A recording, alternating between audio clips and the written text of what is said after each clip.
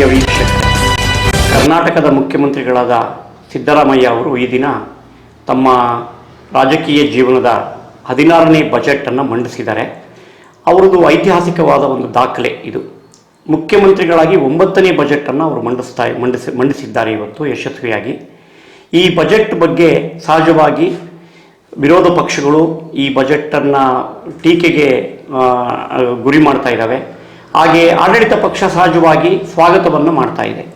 ಈ ಎರಡರ ಮಧ್ಯೆ ನಿಜಕ್ಕೂ ಬಜೆಟ್ಟಿನಲ್ಲಿ ಏನಿದೆ, ಈ ಬಜೆಟ್ಟಿನಲ್ಲಿ ಜನಪರವಾದ ಅಂಶಗಳೆಷ್ಟು, ಜನ ವಿರೋಧಿಯಾದ ಅಂಶಗಳೆಷ್ಟು, ಮತ್ತು ಬಜೆಟ್ ಉತ್ತಮವೇ ಮತ್ತು ಸರ್ಕಾರದ ಅಭಿವೃದ್ಧಿ ಚಟುವಟಿಕೆಗಳಿಗೆ ಪೂರಕವಾಗಿದೆಯೇ, ಜನಸಾಮಾನ್ಯರಿಗೆ, ಜನವರ್ಗಕ್ಕೆ, ಸಮಾಜಕ್ಕೆ ಇದು ಪೂರಕವಾಗಿದೆಯೇ ಅನ್ನೋ ಒಂದು ವಿಶ್ಲೇಷಣೆಯನ್ನೇ ಇವತ್ತು BCSuddhi.com ಈ ಒಂದು ಸಂಚಿಕೆಯಲ್ಲಿ ನೀಡ್ತಾ ಇದೆ. ನಮ್ಮೊಂದಿಗೆ ನಮ್ಮ ಕರ್ನಾಟಕದ ಆರ್ಥಿಕ ತಜ್ಞರಲ್ಲಿ ಒಬ್ಬರಾದಂಥ ಡಾಕ್ಟರ್ GN ಮಲ್ಲಿಕಾರ್ಜುನಪ್ಪ ಅವರು ಇದ್ದಾರೆ. ಅವರಿಗೆ ನಾನು ಸ್ವಾಗತವನ್ನು ಬಯಸ್ತಾ ಇದ್ದೇನೆ. ನಮಸ್ಕಾರ. ಡಾಕ್ಟರ್ GN ಮಲ್ಲಿಕಾರ್ಜುನಪ್ಪ ಅವರು ತಮ್ಮ ಆರ್ಥಿಕ ಚಿಂತನೆಯ ಮೂಲಕ ಕರ್ನಾಟಕದಲ್ಲಿ ಹೆಸರುವಾಸಿಯಾದಂಥವರು ಮತ್ತು ಅನೇಕ ಬಜೆಟ್ಗಳನ್ನು ಈ ಹಿಂದೆ ಮಂಡನೆಯಾದಂಥ ಎಲ್ಲ ಪಕ್ಷಗಳ ಬಜೆಟನ್ನು ಅವರು ಸೂಕ್ತವಾಗಿ ವಿಮರ್ಶೆಗೊಡ್ಡಿ ಬಜೆಟ್ಟಿನ ಬಗ್ಗೆ ವಿಮರ್ಶೆಯ ಒಂದು ಅವಲೋಕನವನ್ನು ಮಾಡಿದಂಥವರು. ಈ ಅನುಭವದಲ್ಲಿ BCSuddhi.com ಅವ್ರನ್ನ ಕೇಳಿಕೊಂಡಾಗ ಅವರು ತುಂಬ ಅಭಿಮಾನದಿಂದ ನಮ್ಮ ಸ್ಟುಡಿಯೋದಲ್ಲಿ ಈ ದಿನ ಉಪಸ್ಥಿತರಿದ್ದಾರೆ. ಅವರು ಈ ದಿನ ಬಜೆಟ್ ಈ 16ನೇ ಸಿದ್ದರಾಮಯ್ಯನವರ 16ನೇ ಬಜೆಟನ್ನು ವಿಶ್ಲೇಷಣೆ ಮಾಡ್ತಾ ಇದ್ದಾರೆ. ಸರ್, ತಮಗೆ ಒಂದು ಮೊದಲನೇ ಪ್ರಶ್ನೆ. ಸಿದ್ದರಾಮಯ್ಯನವರ ಬಜೆಟ್ ಮಂಡನೆ ಐತಿಹಾಸಿಕ ಅನ್ನೋದು ಸತ್ಯ. ಅದು ಒಬ್ಬ ರಾಜಕಾರಣಿಗೆ ಭಾಳ ಹೆಮ್ಮೆಯ ವಿಷಯ ಹೌದು, ಮತ್ತು ಅವರ ಸಹಜವಾಗಿ ಅವರ ಪಕ್ಷಕ್ಕೂ ಕೂಡ ಅದು ಹೆಮ್ಮೆಯ ವಿಷಯವೇ. ಆದರೆ ಈ ಬಜೆಟ್ ಬಗ್ಗೆ ಭಾಳಷ್ಟು ಪರ ವಿರೋಧ ಎಲ್ಲವೂ ಕೂಡ ಈಗ ಮಾಧ್ಯಮಗಳಲ್ಲಿ ವ್ಯಕ್ತ ಆಗ್ತಾ ಇದೆ. ಮುಂಜಾನೆಯಿಂದ ಬಜೆಟ್ ಮಂಡನೆ ಆದ ಕ್ಷಣದಿಂದಲೂ ಕೂಡ ಅದು ಚರ್ಚೆಗಳು ನಡೀತಾ ಇದೆ. ಆದರೆ ನಿಜಕ್ಕೂ ಕೂಡ ಕರ್ನಾಟಕ ಸರ್ಕಾರ ಒಂದು ರೀತಿಯ ಈ ಬಾರಿಯ ಆಯ್ಕೆಯಾದ ನಂತರ ಸಂಕಷ್ಟದ ಸ್ಥಿತಿಯಲ್ಲೇ ಬರ್ತಾ ಇದೆ ಆರ್ಥಿಕವಾಗಿ. ಯಾಕೆಂದರೆ ತುಂಬ ದೊಡ್ಡ ಹೊರೆಯಾದ ಗ್ಯಾರಂಟಿಗಳನ್ನು ಜನಸಾಮಾನ್ಯರಿಗೆ ನೀಡಿದೆ ಮತ್ತು ಅದು ಜನರಿಗೆ ಒಂದು ಆರ್ಥಿಕ ಶಕ್ತಿಯನ್ನು ತುಂಬುತ್ತಾ ಇದೆ ಅಂತ ಕೆಲವು ಆರ್ಥಿಕ ತಜ್ಞರು ಹೇಳ್ತಾ ಇದ್ದರೆ, ಅದು ಒಂದು ಸರ್ಕಾರಕ್ಕೆ ಹೊರೆಯಾದಂಥ ಆರ್ಥಿಕ ನೀತಿ ಅಂತೇಳಿ ಕೆಲವರು ವಿಮರ್ಶೆ ಮಾಡ್ತಾ ಇದ್ದಾರೆ. ಸೊ ಈ ಸಂದರ್ಭದಲ್ಲಿ ಗ್ಯಾರಂಟಿಗಳನ್ನು ಉಳಿಸ್ಕೊಂಡು ನಾವು ಅಭಿವೃದ್ಧಿ ಕಾರ್ಯವನ್ನು ಮಾಡ್ತೀವಿ ಅಂತ ಸಿದ್ದರಾಮಯ್ಯನವರು ಹೆಮ್ಮೆಯಿಂದ ಈ ದಿನ ಹೇಳಿದ್ದಾರೆ. ಸೊ ಇದ್ರ ಬಗ್ಗೆ ತಮ್ಮ ಆರ್ಥಿಕ ತಜ್ಞರಾಗಿ ತಮ್ಮ ಅಭಿಪ್ರಾಯವನ್ನು ನಮ್ಮ ಶ್ರೋತೃಗಳಿಗೆ ತಿಳಿಸ್ಕೊಡ್ಬೇಕು ಮತ್ತು ಈ ಬಜೆಟ್ಟಿನ ಬಗ್ಗೆ ವಿಶ್ಲೇಷಣೆ ಮಾಡಬೇಕು ಅಂತ ತಮ್ಮಲ್ಲಿ ಕೇಳ್ಕೊಳ್ತಾ ಇದ್ದೇನೆ. ಧನ್ಯವಾದಗಳು. ಬಹಳ ಮುಖ್ಯವಾಗಿ ಶ್ರೀಯುತ ಸಿದ್ದರಾಮಯ್ಯನವರು 16ನೇ ಬಾರಿ ಈ ಮುಂಗಡ ಪತ್ರವನ್ನು ಮಂಡಿಸ್ತಾ ಇರುವಂಥ ಒಂದು ಎನರ್ಜಿಯನ್ನು ಅವ್ರು ಇಟ್ಕೊಂಡಿದ್ದಾರಲ್ಲ, ಅದಕ್ಕೆ ಅಭಿನಂದನೆಗಳನ್ನು ಹೇಳಬೇಕು. ಯಾಕೆ ಅಂತ ಹೇಳಿದರೆ, ಮುಂಗಡ ಪತ್ರವನ್ನು ಮಂಡನೆ ಮಾಡೋದು ಅಂದರೆ ಅದರಿಂದ ಬಹಳಷ್ಟು ಪರಿಶ್ರಮ ಕೂಡ ಇರುತ್ತೆ. ಆ ಒಂದು ಹಿನ್ನೆಲೆಯಲ್ಲಿ ಅವರು ಮುಖ್ಯಮಂತ್ರಿಯಾಗಿ ತಾವು ಹೇಳಿದಾಗೆ 9ನೇ ಸಾರಿ ಈ ಮುಂಗಡ ಪತ್ರವನ್ನು ಕೊಡ್ತಾ ಇದ್ದಾರೆ. ಆರಂಭದಿಂದಲೂ ಕೂಡ ನಾವು ಸಿದ್ದರಾಮಯ್ಯ ಅವ್ರನ್ನ ನೋಡೋವಂಥದ್ದಾದರೆ, ಅವರು ಒಂದಿಷ್ಟು ಸಾಮಾಜಿಕ ಕಾಳಜಿ ಇರುವಂಥವರು ಮತ್ತು ಈ ದೇಶದ ಕೆಳಸ್ತರದ ಮತ್ತು ನೆಲಮೂಲ ಜನಗಳಿಗೆ ಅನುಕೂಲ ಮಾಡಬೇಕು ಅನ್ನುವಂಥ ಒಂದು ಮನಸ್ಥಿತಿ ಇರುವಂಥವರು. ಮತ್ತು ಇತ್ತೀಚೆಗೆ ಅವರು 2ನೇ ಬಾರಿ ಮುಖ್ಯಮಂತ್ರಿ ಆಗುವಂಥ ಸಂದರ್ಭ ಬಂದಾಗ ಅವರು ಪಕ್ಷ ಮತ್ತು ಅವರು ಕೊಟ್ಟಂಥ ಏನು ಆಶ್ವಾಸನೆಗಳಿದ್ವಲ್ಲ, ಆ ಆಶ್ವಾಸನೆಗಳನ್ನು ಅಕ್ಷರಶಃ ಜಾರಿಗೆ ತರಬೇಕು ಅನ್ನುವಂಥ ಕಾಳಜಿಯಿಂದ ಏನು 5 ಭಾಗ್ಯಗಳನ್ನು ಕೊಟ್ಟರಲ್ಲ, ಆ 5 ಭಾಗ್ಯಗಳಿಗೆ ಹೆಚ್ಚು ಹಣ ಖರ್ಚಾಗುತ್ತೆ. ಯಾಕೆ ಅಂತೇಳಿದರೆ ಅಷ್ಟು ಸುಲಭದ ಮಾತಲ್ಲ. ಈ ಯಾವುದ್ರ ಜೊತೆಗೆ ಬೇಕಾದರೆ ನಾವು ಒಂದಷ್ಟು ಆಟ ಆಡ್ಬೋದು, ಹಣಕಾಸಿನ ಜೊತೆಗೆ ಆಟ ಆಡೋದು ತುಂಬ ಕಷ್ಟ.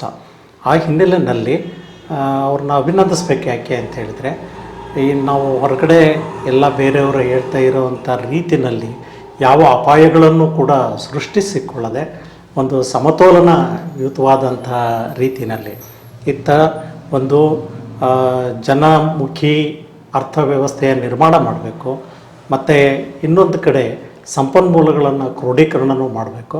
ಸಂಪನ್ಮೂಲಗಳ ಕ್ರೋಢೀಕರಣದ ಸಂದರ್ಭದಲ್ಲಿ ಯಾರಿಗೂ ಹೊರೆಯೂ ಆಗಬಾರ್ದು ಅನ್ನುವಂಥದ್ದು. ಆ ಎರಡನ್ನೂ ನಿಭಾಯಿಸೋದು ಅಂತ ಹೇಳಿದರೆ ತುಂಬ ಚಾಕುಚಕ್ಯತೆ ಆಲ್ಮೋಸ್ಟ್ ಸ್ಕಿಲ್ಡ್ ಹೊಂದಿದ್ದು. ಹಾಗಾಗಿ ಅವರ ಅನುಭವ ಮತ್ತು ಆಲೋಚನೆ ಎಲ್ಲವೂ ಕೂಡ ಅವ್ರಿಗೊಂದು ಕನ್ವಿಕ್ಷನ್ ಇದೆ, ನಾನು ಇಂಥದ್ದನ್ನು ಕೊಡಲೇಬೇಕು ಅನ್ನುವಂಥದ್ದು ಒಂದು ಮನಸ್ಥಿತಿ ಇರೋದ್ರಿಂದ ಅದನ್ನು ಕೊಟ್ಟಿದ್ದಾರೆ. ಈ ಮುಂಗಡ ಪತ್ರದಲ್ಲೂ ಕೂಡ ಕಳೆದ ಬಾರಿಯಂತೆ ಆರಂಭದಿಂದ ಬಂದ ಹಾಗೆ ಪಂಚಭಾಗ್ಯಗಳು ಅಂತ ಏನು ಹೇಳ್ತಾ ಇದ್ವಲ್ಲ, ಅವುಗಳನ್ನು ಅವ್ರು ನಿಲ್ಲಿಸ್ತಾರೆ ಅನ್ನುವಂಥದ್ದು ಭಾಳ ಜನಗಳಿಗಿತ್ತದು.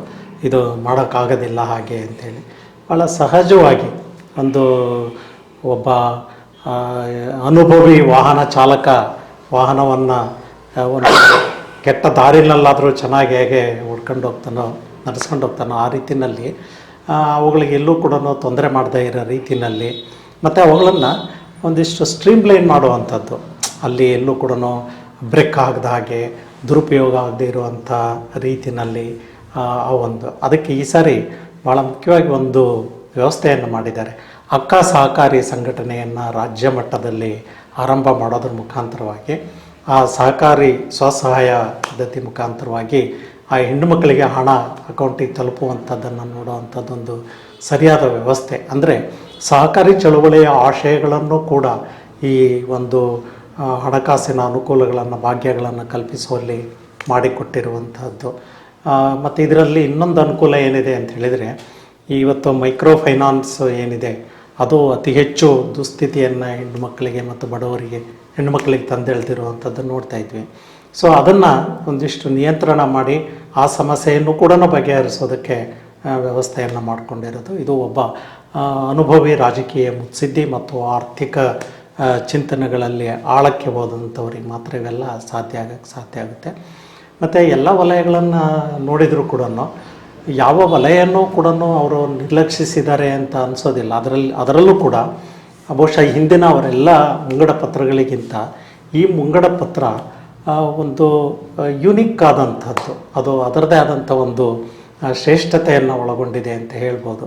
ಏಕೆಂದರೆ ಅಷ್ಟೊಂದು ಕಾರ್ಯಕ್ರಮಗಳನ್ನು ಅಷ್ಟೊಂದು ಯೋಜನೆಗಳನ್ನು ಅವರು ಇವುಗಳಲ್ಲಿ ಪ್ರಸ್ತಾಪಿಸಿದ್ದಾರೆ.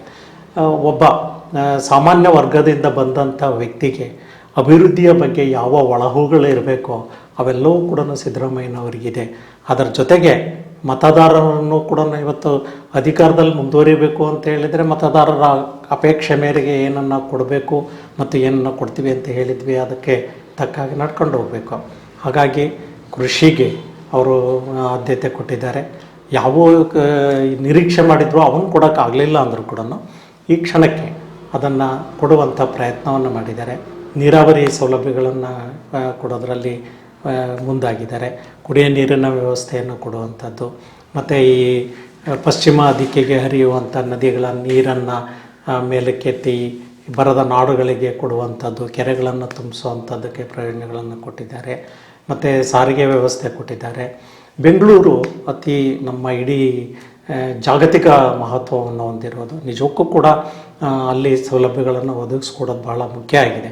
ಆ ಹಿನ್ನೆಲೆಯಲ್ಲಿ ಮೆಟ್ರೋ ಅಭಿವೃದ್ಧಿ ಮಾಡೋದಕ್ಕೆ, ರಸ್ತೆ ನಿರ್ಮಾಣದ ಬಗ್ಗೆ ಮತ್ತು ಟನ್ನಲ್ ರಸ್ತೆಯನ್ನು ಮಾಡುವಂಥದ್ದು, ಏನೆಲ್ಲ ಬೇರೆ ದೇಶಗಳಲ್ಲಿ ಅಭಿವೃದ್ಧಿ ಹೊಂದಿರುವಂಥ ದೇಶಗಳಲ್ಲಿ ನಗರಾಭಿವೃದ್ಧಿ ಹೇಗಿದೆ ಆ ಒಂದು ಹಿನ್ನೆಲೆಯಲ್ಲಿ ಬೆಂಗಳೂರನ್ನು ಬೆಳೆಸೋದಕ್ಕೆ ಮುಂದಾಗಿದ್ದಾರೆ. ಮತ್ತು 33 ಮಹಿಳಾ ಠಾಣೆಗಳನ್ನು ವಿಶೇಷವಾಗಿ ಕೊಡೋದಕ್ಕೆ ನಿರ್ಮಾಣ ಮಾಡೋದಕ್ಕೆ ಪ್ರಯತ್ನ ಮಾಡಿದ್ದಾರೆ. ಯಾಕೆಂದರೆ ಇವತ್ತು ಮಹಿಳೆಯರಿಗೆ ಮತ್ತು ಮಕ್ಕಳಿಗೆ ದೊಡ್ಡ ನಗರಗಳಲ್ಲಿ ಭದ್ರತೆ ಬಹಳ ಮುಖ್ಯ. ಆ ಒಂದು ಇದರಲ್ಲಿ DCPಗಳನ್ನು ಹೆಚ್ಚು ಸಂಖ್ಯೆಯನ್ನು ಹೆಚ್ಚುವರಿ ಮಾಡಿದ್ದಾರೆ. ಮತ್ತು ಆಂತರಿಕ ಭದ್ರತೆಯ ದೃಷ್ಟಿಯಿಂದನೂ ಕೂಡ ಭಾಳ ಹೆಚ್ಚು ಕ್ರಮಗಳನ್ನು ಅವರು ತೆಗೆದುಕೊಂಡಿದ್ದಾರೆ. ನಂತರ ನಮ್ಮ ಶಿಕ್ಷಣಕ್ಕೆ ಸಂಬಂಧಪಟ್ಟ ಹಾಗೂ ಕೂಡ ಹೆಚ್ಚು ಎಲ್ಲೂ ಇಂಥ ಕಡೆ ನಿರ್ಲಕ್ಷ್ಯ ವಹಿಸಿದ್ದಾರೆ ಅಂತ ಹೇಳೋದಕ್ಕಾಗಲ್ಲ.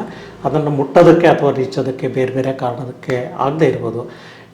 ನಾವು ಈ ಸಂಪನ್ಮೂಲಗಳನ್ನು ಕೊರತೆಯಲ್ಲಿ ಇಟ್ಕೊಂಡು ಅತಿ ಹೆಚ್ಚು ಬಯಕೆಗಳು ಇದ್ದಾಗ ಆ ಸಂಪನ್ಮೂಲಗಳಿಗೆನ್ನ ಆ ಬಯಕೆಗಳ ಈಡೇರಿಕೆಗೆ ಹೊಂದಾಣಿಕೆ ಮಾಡುವಂಥದ್ದು ಭಾಳ ಇದೆಯಲ್ಲ, ಅಲ್ಲಿ ಕೆಲವೊಂದು ಚೆಕ್ಸ್ ಆ್ಯಂಡ್ ಬ್ಯಾಲೆನ್ಸ್ ಅಥವಾ ರಾಜಿನೋ ಅದನ್ನು ಮಾಡ್ಕೋಬೇಕು. ಸರ್, ಈಗ ರಾಜಿ ಅಂತ ಒಂದು ಪದ ಬಳಸಿದ್ರಿ ನೀವು.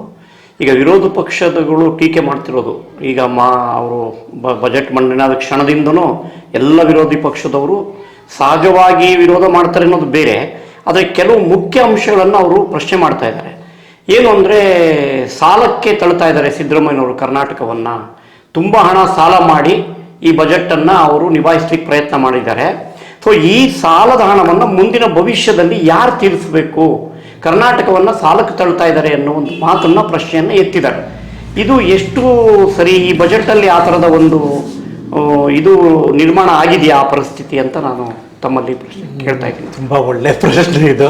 ಇದೊಂದು ರೀತಿಯಲ್ಲಿ $1 ಮಿಲಿಯನ್ ಕ್ವಶನ್ ಇದ್ದ. ಯಾಕೆ ಅಂತ ಹೇಳಿದರೆ ಇವತ್ತು ಕೇಂದ್ರದಲ್ಲೂ ಅದೇ ಆಗ್ತಾಯಿದೆ. ಕೇಂದ್ರ ಸರ್ಕಾರದಲ್ಲೂ ಕೂಡ ಅದರ ಮುಂಗಡ ಪತ್ರಗಳ ನಡೆದು ಬಂದಿರುವಂಥ ದಾರಿನಲ್ಲಿ ಪ್ರತಿ ವರ್ಷಕ್ಕೆ ಅಲ್ಲಿ ಸಾಲ ಹೆಚ್ಚಾಗ್ತಾ ಇದೆ. ಆ ಸಾಲ ಹೊರದೇಶದಿಂದ ತಂದಿರೋ ಸಾಲ ಮತ್ತು ಒಳಗಿನ ಸಾಲ, ಆಂತರಿಕ ಮತ್ತು ಹೊರಗಿನ ಸಾಲ ಅಂತ ಹೇಳ್ತೇವೆ. ಆ ಎರಡೂ ಕೂಡ ಹೆಚ್ಚಾಗ್ತಾ ಇರೋ ಕಾರಣಕ್ಕೆ ಪಾವತಿ ಮಾಡ್ತಿರೋ ಬಡ್ಡಿ ಇದೆಯಲ್ಲ, ಹಿಂದೆ ಅದು ₹1 16 ಪೈಸೆ ಬಡ್ಡಿಗೆ 9 ಪೈಸೆಯಿಂದ ಶುರುವಾಯಿತು. ಬಡ್ಡಿಗೆ ಬರ್ತಾ ಇವತ್ತು ಅದು 25 ಪೈಸೆ ಬಡ್ಡಿಗೆ ಹೋಗ್ತಾ ಇದೆ. ನಮಗೆ 100 ಪೈಸೆ ಆದಾಯ ಬಂದರೆ ಅಥವಾ ಖರ್ಚುಗಳನ್ನು ಮಾಡಿದರೆ ಅದರಲ್ಲಿ 25 ಪೈಸೆ ಬಡ್ಡಿಗೆ ಹೋಗ್ತಾ ಇದೆ. ಹಾಗಾಗಿ ಅಭಿವೃದ್ಧಿಶೀಲ ರಾಷ್ಟ್ರಗಳಲ್ಲಿ ಈ ಕೊರತೆ ಮತ್ತು ಸಾಲವನ್ನು ತರುವಂಥದ್ದು ಅದು ಅಭಿವೃದ್ಧಿಗೆ ಪೂರಕವಾಗಿರುವಂಥದ್ದು ಅಂತ ಅಂದ್ಕೊಂಡ್ರೂ ಕೂಡ ಆ ಸಾಲವನ್ನು ಮರುಪಾವತಿ ಬಗ್ಗೆ ಒಂದು ದೂರದ ಆಲೋಚನೆ ಇರಲೇಬೇಕಾಗುತ್ತೆ.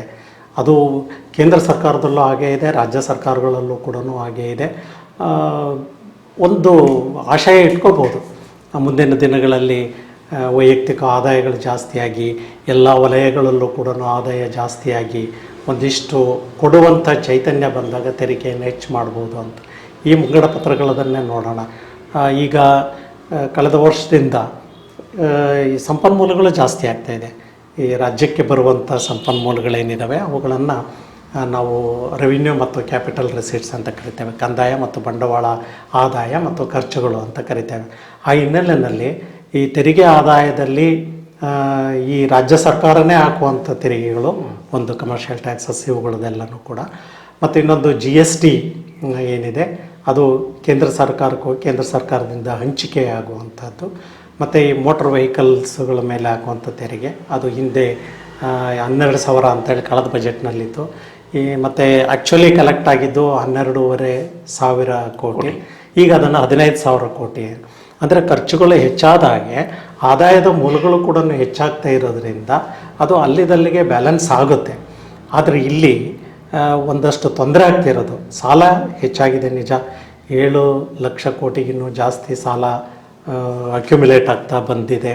ಮತ್ತು ಈ ವರ್ಷಕ್ಕೆ 1,16,000 ಕೋಟಿ ಸಾಲವನ್ನು ಮಾಡಬೇಕು ಅನ್ನುವಂಥದ್ದನ್ನು ಪ್ರಸ್ತಾವನೆ ಇಟ್ಕೊಂಡಿದ್ದಾರೆ. ಅದಕ್ಕೆ ಸಮನಾಗಿ ಈ ಕಡೆ ತೆರಿಗೆನೂ ಕೂಡ ಲಕ್ಷಾಂತರ ಕೋಟಿ ಬರ್ತಾ ಇದೆ. ಮತ್ತು ಅದರಲ್ಲಿ ಇನ್ಫ್ಲೇಷನರಿ ಇಫೆಕ್ಟ್ ಅಂತೀವಿ, ಹಣದುಬ್ಬರದ ಒಂದು ಪರಿಣಾಮವನ್ನು ತೆಗೆದಿಟ್ಟರೂ ಕೂಡ ಆ್ಯಕ್ಚುಯಲ್ ಇನ್ಕ್ರೀಸ್ ಅಂತ ಏನಿದೆ ಅದು ಸಂಪನ್ಮೂಲಗಳಲ್ಲೂ ಕೂಡ ಹೆಚ್ಚಾಗ್ತಾ ಇದೆ. ಆ ಒಂದು ದೃಷ್ಟಿನಲ್ಲಿ ನಾವು ಕೂಡ ಅದನ್ನು ಹೇಳ್ತಾ ಇದ್ವಿ, ಈ ಸಂಪನ್ಮೂಲ ಕ್ರೋಢೀಕರಣವನ್ನು ಮಾಡುವಂಥದ್ದು ಹೇಗೆ ಸಹ ಅದರಲ್ಲಿ ಕೂಡ ಇಡೀ ನಮ್ಮ ಭಾರತದಲ್ಲಿ ಸಿದ್ದರಾಮಯ್ಯ ಅವರ ಮುಂಗಡ ಪತ್ರದ ಒಂದು ಬಹಳ ಬ್ಯೂಟಿ ಅಂತ ಏನು ಹೇಳ್ತೀವಲ್ಲ, the beauty of the budget presented by Siddaramaiah ಸರ್ದೇನು ಅಂತ ಹೇಳಿದರೆ, ಈ ಇದು ಫಿಸ್ಕಲ್ ಮ್ಯಾನೇಜ್ಮೆಂಟಿಗೆ ಸಂಬಂಧಪಟ್ಟ ಹಾಗೆ ಒಂದು ಕಾಯಿದೆ ಇದೆ. ಆ ಕಾಯಿದೆ ಪ್ರಕಾರ ಏನಿದೆ ಅಂದರೆ, ನಮ್ಮ ಈ ಮುಂಗಡ ಪತ್ರಗಳ ಕೊರತೆ ಏನಿದೆಯಲ್ಲ ಅದು GDPನ 3% ಆಗಬಾರ್ದು ಅಂತ ಇದೆ. ಕೇಂದ್ರ ಸರ್ಕಾರದ 3ಕ್ಕಿಂತ ಜಾಸ್ತಿ ಆಗ್ತಾ ಬಂದಿದೆ. ಆದರೂ ಕೂಡ ಕರ್ನಾಟಕ ರಾಜ್ಯ ಸರ್ಕಾರದ ಮುಂಗಡ ಪತ್ರಗಳದ್ದಿದೆಯಲ್ಲ, ಇಲ್ಲಿ ಒಂದು ವಿವೇಚನಾಯುತವಾದಂತಹ ಈ ಫಿಸ್ಕಲ್ ರೆಸ್ಪಾನ್ಸಿಬಿಲಿಟಿ ಆ್ಯಕ್ಟ್ ಅಂತ ಏನು ಕರಿತೀವಲ್ಲ ಅದನ್ನು ನಿರ್ವಹಿಸ್ಕೊಂತ ಬಂದಿದ್ದಾರೆ. ಇವಾಗ 2.95 ಇನ್ನು 0.05% ಕಡಿಮೆ, ಅಲ್ಲಿಗೆ 3%ಗಿನ್ನೂ ಕೂಡ ಕಡಿಮೆ ಇದೆ. ಅಂದರೆ ಒಂದು ಎಸ್ಟಾಬ್ಲಿಷ್ಡ್ ನಾವೇನೇ ಹಾಕ್ಕೊಂಡಿರುವಂಥ ನಾರ್ಮ್ಸ್ ಏನಿದೆ ಆ ನಾರ್ಮ್ಸ್ಗಳನ್ನು ವಯಲೇಟ್ ಮಾಡೋದಲ್ಲೇ ಬೇರೆ ಬೇರೆ ರಾಜ್ಯಗಳಲ್ಲಿ ಭಾಳ ವಯಲೇಟ್ ಆಗಿದೆ. ಹಾಗಾಗಿ ಅದು ಆಗ್ದಲೇ ಮತ್ತು ಇಲ್ಲಿ ಬೇರೆ ರಾಜ್ಯಗಳಲ್ಲಿ ಕೊಡಲಿಕ್ಕೆ ಆಗದೇ ಇರುವಂಥಷ್ಟು ಇಡೀ ದೇಶದ ಜಗತ್ತಿನ ಕಣ್ಣು ಇತ್ತ ಬೀಳುವಂಥ ಖರ್ಚುಗಳನ್ನು ಮಾಡ್ಕೊಳ್ತಲೇ ಇದನ್ನು ಮಾಡುವಂಥದ್ದಿದೆ. ಆದರೆ ಒಂದು ನಾವು ನಿಜಕ್ಕೂ ಹೇಳಬೇಕು ಅಂತ ಹೇಳಿದರೆ ಕೇಂದ್ರ ಸರ್ಕಾರ ಹಿಂದೆ ಏನು ಈ ಸಂಪನ್ಮೂಲಗಳ ಹಂಚಿಕೆ ಇದೆ ಅದನ್ನು ಫೈನಾನ್ಸ್ ಕಮಿಷನ್ಸ್ಗಳ ಮುಖಾಂತರವಾಗಿ ರಾಜ್ಯಗಳಿಗೆ ಕೇಂದ್ರದಲ್ಲಿ ಸಂಗ್ರಹ ಆಗಿರುವಂಥ ಅದನ್ನೊಂದು ಕಾಮನ್ ಪೂಲ್ ಅಂತ ಹೇಳ್ತೇವೆ, ಅಲ್ಲಿಂದ ಹಂಚಿಕೆ ಆಗುವಂಥದ್ದು ಕಡಿಮೆ ಆಗ್ತಾ ಇದೆ. ಮತ್ತು ಕಳೆದ 2 ವರ್ಷಗಳಿಂದ ನಾವು ಅಂಕಿಅಂಶಗಳನ್ನು ನೋಡಿದರೆ ಕೇಂದ್ರ ಸರ್ಕಾರ ರಾಜ್ಯಕ್ಕೆ ಹಂಚಿಕೆ ಮಾಡ್ತಾ ಇರುವಂತಹ ಒಂದು ಸೆಂಟ್ರಲ್ ಗ್ರ್ಯಾಂಟ್ ಇನ್ ಏಡ್ ಏನಿದೆ ಅದು ತುಂಬ ಗಣನೀಯವಾಗಿ ಕಡಿಮೆ ಆಗ್ತಾ ಇದೆ. ಅದೊಂದು ಇಂಜಸ್ಟಿಸ್ ನಿಜವಾಗ್ಲೂ ಕೂಡ. ಈಗ ತೆರಿಗೆ ಪಾವತಿ ಮಾಡೋದ್ರಲ್ಲಿ ಬಹುಶಃ 2.5 ಲಕ್ಷ ಕೋಟಿಗಿನ್ನೂ ಹೆಚ್ಚು ತೆರಿಗೆ ಕರ್ನಾಟಕದಿಂದ ಹೋಗ್ತಾ ಇದೆ. ಆದರೆ ನಾವು ಪಡೆಯುವಂಥದ್ದು ಬಹಳ ಕಡಿಮೆ ಇದೆ. ಇದು ಸಹಜವಾಗಿಯೇ ಅದೊಂದು ನಾವು ಜಸ್ಟಿಸ್ ಮಾಡೋದಕ್ಕೆ ಹೋಗಿ ಇಂಜಸ್ಟಿಸನ್ನು ತರಬಾರ್ದು ಅನ್ನುವಂಥದ್ದು. ಆ ದೃಷ್ಟಿನಲ್ಲಿ ಕೇಂದ್ರ ಸರ್ಕಾರ ತಾನು ನ್ಯಾಯಯುತವಾಗಿ ಕೊಡುವಂತಹ GSTನಲ್ಲಿ ಬರುವಂಥ ಒಂದು ಶೇರಿಂಗ್ ಏನಿದೆ ಅದನ್ನು ಸರಿಯಾಗಿ ಕೊಟ್ಟು ಅವರು ಗ್ರ್ಯಾಂಟಿನ್ ಏಡ್ ನಮ್ಮ ಇದಕ್ಕೆ ಕೊಟ್ಟು ಮತ್ತು ಕರ್ನಾಟಕದಲ್ಲಿ ಸಂಗ್ರಹ ಆಗ್ತಾ ಇರುವಂಥ ಒಂದು ಸಂಪನ್ಮೂಲಗಳಿಗೆ ನ್ಯಾಯ ಒದಗಿಸುವಂಥ ರೀತಿಯಲ್ಲಿ ತನ್ನ ಪಾಲನ್ನು ಕೊಟ್ಟರೆ ಇದು ಖಂಡಿತ ಹೊರೆ ಆಗಲ್ಲ. ಬಹುಶಃ ಹಾಗೇನಾದರೂ ಆಗಿದ್ದಿದ್ರೆ ಈ ಹೆಚ್ಚು ಸಾಲ ಮಾಡೋದರ ಅಗತ್ಯ ಕೂಡ ಇರಲಿಲ್ಲ. ಈ ಒಂದು ಹಿನ್ನೆಲೆಯಲ್ಲಿ ಎಲ್ಲ ಸೆಕ್ಟರ್ಗಳನ್ನು ಕೂಡ ಇದು ಯಾವುದೋ ಇಂಧನ ಆಗಲಿ ಇವೆಲ್ಲವಕ್ಕೂ ಮಾಡಿದ್ದಾರೆ. ಆದರೆ ಕೆಲವೊಂದನ್ನು ಯಾರು ಜನ ತುಂಬ ನಿರೀಕ್ಷೆ ಮಾಡಿದ್ರಲ್ಲ ಅವುಗಳನ್ನು ನೇರವಾಗಿ ಮಾಡೋದಕ್ಕಾಗಿಲ್ಲ. ನೀರಾವರಿಗೆ ಸಂಬಂಧಪಟ್ಟ ಹಾಗೆ ತುಂಬಾ ಕ್ರಮಗಳನ್ನು ಕೈಗೊಳ್ತಾ ಇದ್ದಾರೆ. ಈ ತುಂಗಭದ್ರಾ ನದಿದು ಸಿಲ್ಟಿಂಗ್ ಏನಾಗ್ತಾ ಇತ್ತಲ್ಲ ಅದಕ್ಕೊಂದು ಪರ್ಯಾಯ ಯೋಜನೆ ಬೇಕಿತ್ತು ಅಂತ ಹೇಳ್ತಿದ್ರು. ಆ ಪರ್ಯಾಯ ಯೋಜನೆಯನ್ನು ಕೂಡ ಕೊಪ್ಪಳ ಜಿಲ್ಲೆಯಲ್ಲಿ ಮಾಡಬೇಕು ಅನ್ನುವಂಥದ್ದು. ಯಾವ್ಯಾವುದು ಸಮಸ್ಯೆಗಳು ಬಂದೋ ಆ ಸಮಸ್ಯೆಗಳಿಗೆ ಯಾವ ಪರಿಹಾರಗಳನ್ನು ಕೊಡಬೇಕು ಅಂತ ಹೇಳಿತ್ತು ಅವುಗಳೆಲ್ಲವುಗಳನ್ನು ಕೂಡ ಕೈ ಹಾಕಿದ್ದಾರೆ. ಸೊ ಆ ದೃಷ್ಟಿನಲ್ಲಿ ಅದರಲ್ಲೂ ಕೂಡ ಬಹುಶಃ ಹೆಚ್ಚು ಕಡಿಮೆ 1/4 4/1 ಭಾಗ ಮಹಿಳೆಯರಿಗಾಗಿ ಖರ್ಚು ಮಾಡುವಂಥದ್ದು 90,000 ಕೋಟಿ ರೂಪಾಯಿಗಳನ್ನು ಮಹಿಳಾ ಮತ್ತು ಕಲ್ಯಾಣಕ್ಕೆ ಕೊಡುವಂಥದ್ದನ್ನು ಮಾಡಿದ್ದಾರೆ. ಅದರಲ್ಲಿ ಇವು ಭಾಗ್ಯಗಳು ಸೇರಿದೆ ಅದಿಟ್ಕೊಂಡು. ಸೊ ಹಾಗಾಗಿ ಕಾಮನ್ ವೆಲ್ಫೇರನ್ನು ನೋಡುವಂಥ ಭಾಳಷ್ಟು ಜನಕ್ಕೆ ಅನಿಸ್ಬೋದು, ಅಯ್ಯೋ ನಾವು ದುಡ್ಡು ಕೊಡ್ತಾ ಇದ್ದೀವಿ, ನಾವು ತೆರಿಗೆ ಜಾಸ್ತಿ ಕಟ್ತಾ ಇದ್ದೀವಿ, ನಮ್ಮಗಳಿಗೆ ಇದಾಗ್ತಾ ಇಲ್ಲ ಅಂತ. ಬೆಂಗಳೂರಿನಲ್ಲಿ ಅತಿ ಹೆಚ್ಚು ಖರ್ಚು ಮಾಡಿದರೆ ಯಾರ ಹಣ ಯಾರಿಗೆ ಹೋಗುತ್ತೆ, ಅದರಲ್ಲೆಲ್ಲವೂ ಕೂಡ ಒಂದು ಲಾಜಿಕ್ ಅನ್ನುವಂಥದ್ದು ಇರುತ್ತೆ. ಅದಕ್ಕೂ ಮುಂದುವರೆದು ಹೇಳಬೇಕು ಅಂತ ಹೇಳಿದರೆ ತೆರಿಗೆಯನ್ನು ನಾವು ಕಟ್ಟಬೇಕಾದ್ರೆ ನಾವು ಏನನ್ನು ಬಳಕೆ ಮಾಡ್ಕೊಂಡಿದ್ದೇವೆ ಅನ್ನೋದು ಕೂಡ ಭಾಳ ಮುಖ್ಯ. ಈಗ ವಿದೇಶಿ ಬಂಡವಾಳವನ್ನು ನಾವು ಆಕರ್ಷಿಸಬೇಕು ಅಂತ ಹೇಳಿದರೆ ಇಲ್ಲಿ ಆಂತರಿಕ ಭದ್ರತೆಗಳಿರಬೇಕು, ಲಿಟಿಗೇಷನ್ಸ್ ಇರಬಾರ್ದು, ಲೇಬರ್ ಪ್ರಾಬ್ಲಮ್ ಇರಬಾರ್ದು. ಒಂದು ಸುಲಲಿತವಾಗಿ ಸುಸ್ಥಿರವಾಗಿ ಕೈಗಾರಿಕೆಗಳನ್ನು ನಡೆಸುವಂಥ ಒಂದು ಎನ್ವಿರಾನ್ಮೆಂಟ್ ಇದೆಯಲ್ಲ ಅದನ್ನು ಹಿಡಿದಿಟ್ಕೊಳ್ಳೋದಕ್ಕೂ ಕೂಡ ಖರ್ಚು ಮಾಡಬೇಕಾಗತ್ತೆ. ಈಗ ನಮ್ಮ ವಿದೇಶಿ ವಿನಿಮಯವನ್ನು ಪಡೆಯುವಂಥದ್ರಲ್ಲಿ ನೇರ ಬಂಡವಾಳ FDI ಅಂತ ಕರಿತೇವೆ, ಫಾರಿನ್ ಡೈರೆಕ್ಟ್ ಇನ್ವೆಸ್ಟ್ಮೆಂಟ್ ಅಂತ. ಫಾರಿನ್ ಡೈರೆಕ್ಟ್ ಇನ್ವೆಸ್ಟ್ಮೆಂಟನ್ನು ಪಡೆಯೋದ್ರಲ್ಲಿ ಕರ್ನಾಟಕ ರಾಜ್ಯ ಮುಂಚೂಣಿ. ಸೊ ಹಾಗಾಗಿ ಎಲ್ಲ ದೃಷ್ಟಿಯಿಂದಲೂ ಕೂಡ ಹಾಗಾಗಿ ಹಂಗಾಗೋದ್ರ ಮುಖಾಂತರವಾಗಿಯೇ ಕರ್ನಾಟಕದ GDP ಇವತ್ತು ಜಾಸ್ತಿ ಆಗಿದೆ. ಕೋವಿಡ್ ಸಂದರ್ಭದಲ್ಲಿ ಏನೊಂದಿಷ್ಟು ಸಮಸ್ಯೆ ಆಗಿತ್ತು ಅದನ್ನು ಹಾಕಿ ಕಳೆದ ವರ್ಷಕ್ಕಿಂತ ಜಾಸ್ತಿ ಆಗಿದೆ. ಈ ವರ್ಷ 11.11% ಬೆಳವಣಿಗೆ ದರಕ್ಕೆ ಬಂದಿದೆ. ಒಂದು ಕಡೆ ಈ ಯಾವ ಜನಸಾಮಾನ್ಯರ ಕೈಯಲ್ಲಿ ಅವರ ಒಂದಿಷ್ಟು ಖರ್ಚು ಹಣ ಉಳಿಯಬೇಕು ಅನ್ನುವಂಥ ಮನಸ್ಥಿತಿ ಇದೆಯಲ್ಲ ಅದನ್ನೂ ನಿಭಾಯಿಸ್ಕೊಂಡು, ಯಾಕೆಂದರೆ ನಾವು ಇದರಲ್ಲಿ ಹೇಳ್ತೀವಿ ಎಕನಾಮಿಕ್ಸ್ನಲ್ಲಿ every income is an expenditure and every expenditure is a income ಅಂತ ಹೇಳಿ. ಸೊ ಹಾಗಾಗಿ ನಮಗೆ ಒಬ್ಬನ ಖರ್ಚು ಇನ್ನೊಬ್ಬನ ಆದಾಯ ಆಗುತ್ತೆ, ಇನ್ನೊಬ್ಬನ ಆದಾಯ ಒಬ್ಬನ ಖರ್ಚು ಕೂಡ ಆಗುತ್ತೆ. ಹಾಗಾಗಿ ಇಲ್ಲಿ ಆ ದೃಷ್ಟಿನಲ್ಲಿ ಅಲ್ಲೊಂದು ಸಮತೋಲನವನ್ನು ಕಾಪಾಡುವಂಥದ್ದು ಇದೆಯಲ್ಲ ಅದು ಬಹಳ ಮುಖ್ಯ. ಆ ವಿಷಯದಲ್ಲಿ ನೀವು ಯಾವುದೇ ಕ್ಷೇತ್ರ ತೊಗೊಂಡ್ರೂ ಕೂಡ ಸಿದ್ದರಾಮಯ್ಯನವರು ಅಲ್ಲೊಂದು ಜಸ್ಟಿಸ್ ಮಾಡಿದ್ದಾರೆ ಅಂತ ಅನ್ನೋದನ್ನು. ಸರ್, ಇನ್ನೊಂದು ಮುಖ್ಯವಾದ ಪ್ರಶ್ನೆ ನೀವು ವಿವರಣೆಯಲ್ಲಿ ನನಗೆ ಗಮನಕ್ಕೆ ಬಂತು. ಈ ಕೇಂದ್ರ ಸರ್ಕಾರ ನಮ್ಮ ತೆರಿಗೆ ಹಣದಲ್ಲಿ ನಮಗೆ ನ್ಯಾಯಯುತವಾದ ಏನು ಒಂದು ಬೆನಿಫಿಟ್ ಏನು ಕೊಡಬೇಕು ಅದನ್ನು ಕೊಡ್ತಾ ಇಲ್ಲ ಅಂತ. ನಮ್ಮದು ಭಾರತ ತಮಗೆ ಗೊತ್ತಿರೋಂಥ ಒಂದು ಒಕ್ಕೂಟ ವ್ಯವಸ್ಥೆಯಲ್ಲಿ ಒಂದು ಕುಟುಂಬದಲ್ಲಿ 4 ಜನ ಮಕ್ಕಳಿರ್ತಾರೆ. ಒಬ್ಬ ಲೆಕ್ಚರರ್ ಆಗಿ 1 ಲಕ್ಷ ಸ್ಯಾಲ್ರಿ ತಗೊಳ್ತಾನೆ, ಒಬ್ಬ ಕೂಲಿ ಮಾಡ್ತಾ ಇರ್ತಾನೆ ಅನಕ್ಷರಸ್ಥ ಆಗಿ. ಅವನು ದಿನಕ್ಕೆ 50 ರೂಪಾಯಿ ಕೂಲಿ ದುಡಿತಾನೆ ಅಂದ್ಕೊಳ್ಳಿ. ಆಗ ಅವನಿಗೆ ನೀನು 50 ರೂಪಾಯಿ ದುಡ್ದಿದ್ದಕ್ಕೆ ನಿನಗೆ 1 ರೊಟ್ಟಿ ತಿನ್ನು, ನಮ್ಮ ಕುಟುಂಬದಲ್ಲಿ ನೀನು ಲೆಕ್ಚರರು 10 ರೊಟ್ಟಿ ತಿನ್ನು ಅಂತ ಹೇಳೋಕ್ಕಾಗಲ್ಲ ಅನ್ನೋದು ಕೇಂದ್ರ ಸರ್ಕಾರದ ವಾದ. ಅಂದರೆ ಒಕ್ಕೂಟ ವ್ಯವಸ್ಥೆಯಲ್ಲಿ ಫೈನಾನ್ಸ್ ಕಮಿಷನ್ ಇದೆ, it will be distribute the money where there is need in country ಅನ್ನೋದು ಅವ್ರ ವಾದ. ಸೊ ಇದು ಎಷ್ಟು ಸಮರ್ಥನೀಯ? ಕರ್ನಾಟಕದವರು ನಾವು ಹೆಚ್ಚು ತೆರಿಗೆ ಕಟ್ತೀವಿ, ನಮಗೆ ಹೆಚ್ಚು ದುಡ್ಡು ನಮ್ಮ ಪಾಲು ಕೊಡಿ ಅಂತ ಕೇಳೋದು, ಇದು ಭಾರತದ ಒಕ್ಕೂಟ ವ್ಯವಸ್ಥೆಯಲ್ಲಿ ಎಷ್ಟು ಸರಿ ಇದೆ? ಇದು ಇನ್ ಪ್ರಿನ್ಸಿಪಲ್ ಅದು ಎಲ್ಲರೂ ಒಪ್ಕೊಂಡಿರುವಂಥದ್ದು. ಪ್ರಜಾಪ್ರಭುತ್ವ ವ್ಯವಸ್ಥೆನಲ್ಲಿ ಒಂದು ಕಡೆ ಆದಾಯ ಸೃಷ್ಟಿಯಾಗಬೇಕು ಅನ್ನೋದಾದರೆ ಅದಕ್ಕೆ ಹಲವಾರು ಕಾರಣಗಳಿರ್ತವೆ. ಅಲ್ಲಿ ನೈಸರ್ಗಿಕವಾದ ಕಾರಣ ಇರ್ಬೋದು, ನ್ಯಾಚುರಲಿ ಅಲ್ಲಿ ಗಣಿ ಇಂಥವುಗಳಲ್ಲಿ ಅತಿ ಹೆಚ್ಚು ಉತ್ಪಾದನೆಗೆ ಮತ್ತು ಉತ್ಪಾದನೆಗೆ ಸೂಕ್ತವಾದಂತಹ ವಾತಾವರಣ ಇರ್ಬೋದು. ಈ ಎಲ್ಲ ಕಾರಣಗಳಿಂದ ಎಲ್ಲಿ ಅನಾನುಕೂಲಗಳಿದಾವೋ ಅಲ್ಲಿಗೆ, ಎಲ್ಲಿ ಅನುಕೂಲಗಳಿದಾವೋ ಅಲ್ಲಿ ಸೃಷ್ಟಿಯಾದ ಒಂದು ಹಣವನ್ನು ಬಳಕೆ ಮಾಡೋದರಲ್ಲಿ ತಪ್ಪಿಲ್ಲ. ಹಾಗೆ ಬಳಕೆ ಮಾಡುವಂಥ ನೆಲೆಯಲ್ಲಿ ರಾಜಕೀಯ ಬರಬಾರ್ದು ಅನ್ನುವಂಥದ್ದು, ರಾಜಕೀಯ ದೃಷ್ಟಿ ಬರಬಾರ್ದು. ಮೊದಲಿಂದನೂ ಕೂಡ ಎಲ್ಲರೂ ಕೂಡ ತಜ್ಞರು ಮತ್ತು ಅದೊಂದು ಮಾನವೀಯ ದೃಷ್ಟಿಕೋನ ಏನು ಅಂತ ಹೇಳಿದರೆ ಅಭಿವೃದ್ಧಿಯ ವಿಷಯದಲ್ಲಿ ರಾಜಕೀಯ ಬರಬಾರ್ದು ಅನ್ನುವಂಥದ್ದು. ಈಗ ನಾವು ಕರ್ನಾಟಕದಲ್ಲಿ ಅವೆಲ್ಲ ಅಡ್ವಾಂಟೇಜ್ ಇದೆ, ಅದೆಲ್ಲನೂ ನಮಗೆ ಜಾಸ್ತಿ ಕೊಡಿ ಅಂತ ಕೇಳುವಂಥದ್ದನ್ನು ನಾವು ಯಾರೂ ಹೇಳ್ತಾ ಇಲ್ಲ. ಅವ್ರು ಸಿದ್ದರಾಮಯ್ಯರನ್ನೂ ಹೇಳ್ತಾ ಇಲ್ಲ, ಅದನ್ನು ಒಪ್ಕೊಂಡಿದ್ದಾರೆ. ಅವ್ರು ಏನು ಕೇಳಿದ್ದಾರೆ ಈ ಮುಂಗಡ ಪತ್ರದಲ್ಲಿ ಅಂದರೆ, ಕೊನೆ ಪಕ್ಷ ನಾವು 100 ರೂಪಾಯಿ ಕೊಟ್ಟರೆ 50 ರೂಪಾಯಿ ಆದರೂ ನಮಗೆ ವಾಪಸ್ ಕೊಡಿ ಅಂಥೇಳಿ.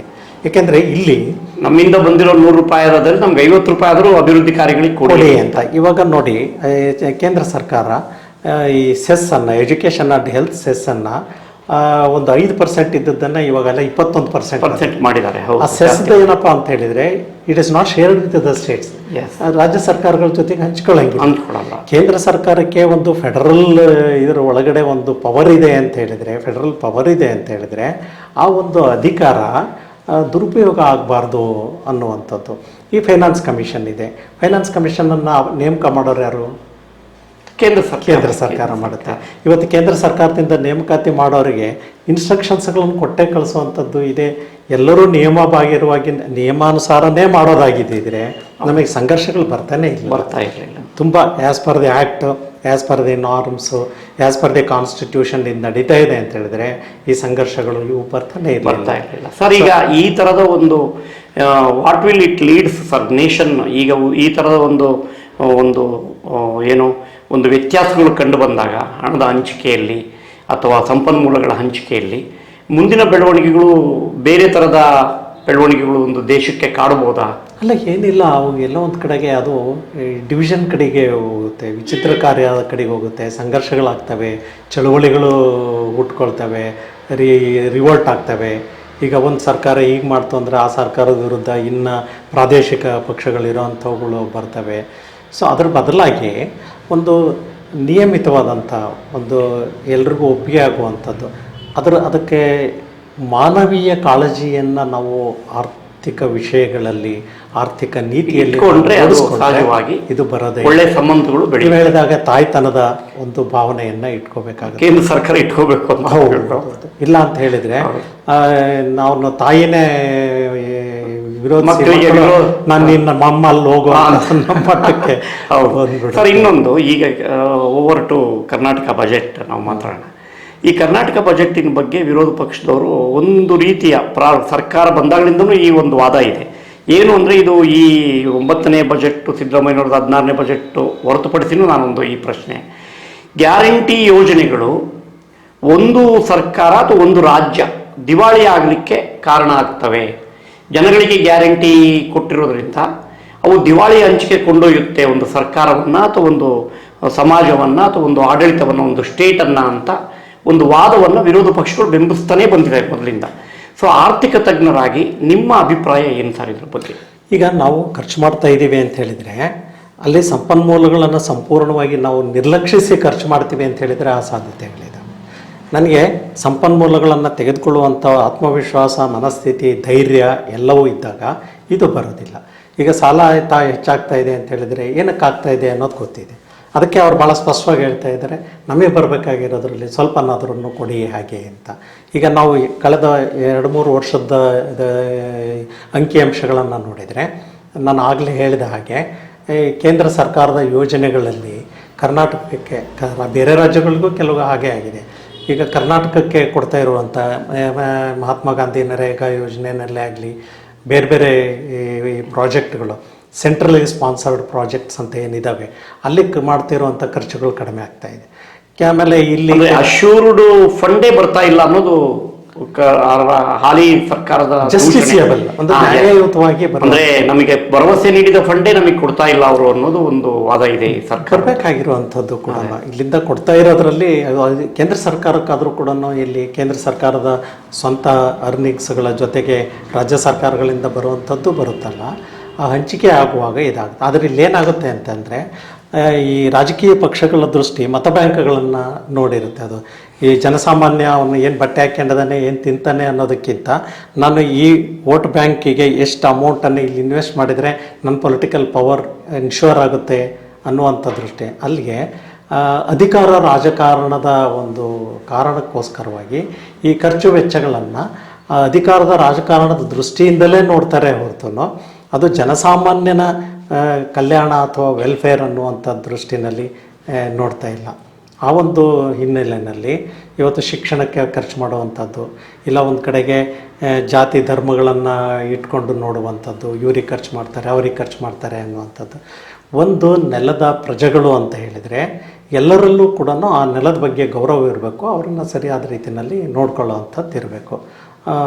ಅದರ ಬದಲಾಗಿ ಬೇರೆ ಮನೋಭಾವನೆಗಳನ್ನು ಇರಬಾರ್ದು. ಅದರಲ್ಲೂ ಕೂಡ ಅಭಿವೃದ್ಧಿ ವಿಷಯಗಳಲ್ಲಿ ಅದು ಆಗಬಾರ್ದು. ಆದರೆ ಹಾಗೆ ನೋಡಿದರೆ ಮತ್ತು ಇನ್ನೊಂದು ತುಂಬ ಒಳ್ಳೆಯ ಕೆಲಸನ ಮಾಡಿದ್ದಾರೆ ಇವರು DM ನಂಜುಂಡಪ್ಪ ಅವರ ಒಂದು ವರದಿ ಇದೆ ಎಲ್ಲ ಅಭಿವೃದ್ಧಿ ಪ್ರಾದೇಶಿಕ ಹಿಂದುಳಿದ ತಾಲೂಕುಗಳನ್ನು ಅಭಿವೃದ್ಧಿ ಮಾಡ್ತಕ್ಕಂಥ ಇದು ಪ್ರಾದೇಶಿಕ ಸಮಾನ ಅಭಿವೃದ್ಧಿ ಇದೆಲ್ಲ ಆಗಿರೋದ್ರಿಂದ ಅದಕ್ಕೆ ಏನಾಗಿದೆ ಏನು ಅಂತ ನೋಡೋದಕ್ಕೆ ಒಂದು ಎವ್ಯಾಲ್ಯೂಯೇಷನ್ ಮತ್ತು ರೆಕಮೆಂಡೇಷನ್ಸನ್ನು ಮಾಡೋದಕ್ಕೆ ಒಂದು ಕಮಿಟಿಯನ್ನು ಕೂಡ ಮಾಡ್ತಾ ಇದ್ದಾರೆ. ಇವೆಲ್ಲ ಸರಿಯಾದ ಕ್ರಮಗಳೇ ಆಗಿದ್ದಾವೆ.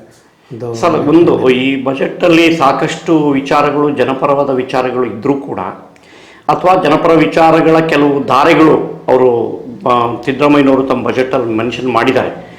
ಆದರೆ ಇದು ಈ ವಿಚಾರಗಳು ವಿಮರ್ಶೆಗೆ ಒಳಪಡ್ತಾ ಇಲ್ಲ. ಈ ದಿನ ಬಜೆಟ್ ಭಾಷಣ ಮುಕ್ತಾಯ ಆದ ಸಂದರ್ಭದಿಂದ ಇವತ್ತಿನವರೆಗೂ ಕೂಡ ನಾವು ಕೇಳ್ಪಡ್ತಾ ಇರ್ತಕ್ಕಂಥದ್ದು ಏನು ಅಂದರೆ ಗ್ಯಾರಂಟಿಗಳ ಮೇಲೇ ವಿರೋಧ ಪಕ್ಷಗಳು ಕಾನ್ಸಂಟ್ರೇಟ್ ಮಾಡ್ತಾ ಇದೆ. ಗ್ಯಾರಂಟಿಗಳಿಂದ ದಿವಾಳಿ ಆಗುತ್ತೆ ಸರ್ಕಾರ, ಗ್ಯಾರಂಟಿಯಿಂದ ಹೋಗುತ್ತೆ ಅಂತ. ಆದರೆ ಗ್ಯಾರಂಟಿಯ ಪ್ರಮಾಣ ಆರ್ಥಿಕ ನಮ್ಮ ಬಜೆಟ್ಟಿನಲ್ಲಿ ಎಷ್ಟು ಪ್ರಮಾಣ ಇದೆ, ಅದು ಎಷ್ಟು ಎಫೆಕ್ಟ್ ಮಾಡುತ್ತೆ ಸರ್ಕಾರದ ಬಜೆಟ್ನಲ್ಲಿ ಅನ್ನೋದೊಂದು ಪ್ರಶ್ನೆ ಇದೆ.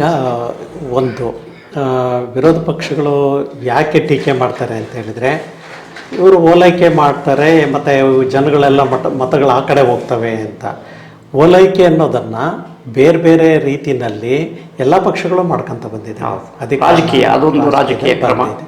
ಈಗ ಕಳೆದ ವರ್ಷ ಈ ಗ್ಯಾರಂಟಿಗಳಿಗೆ 53,000 ಕೋಟಿಗಳು ಬೇಕು ಅಂತ ಹೇಳಿ ಅಂದಾಜು ಮಾಡಿ ಮತ್ತು ಆವಾಗ ಕಳೆದ ವರ್ಷದ ಒಟ್ಟು ಬಜೆಟ್ಟಿನ ಮೊತ್ತ 3,70,000 ಇತ್ತದು.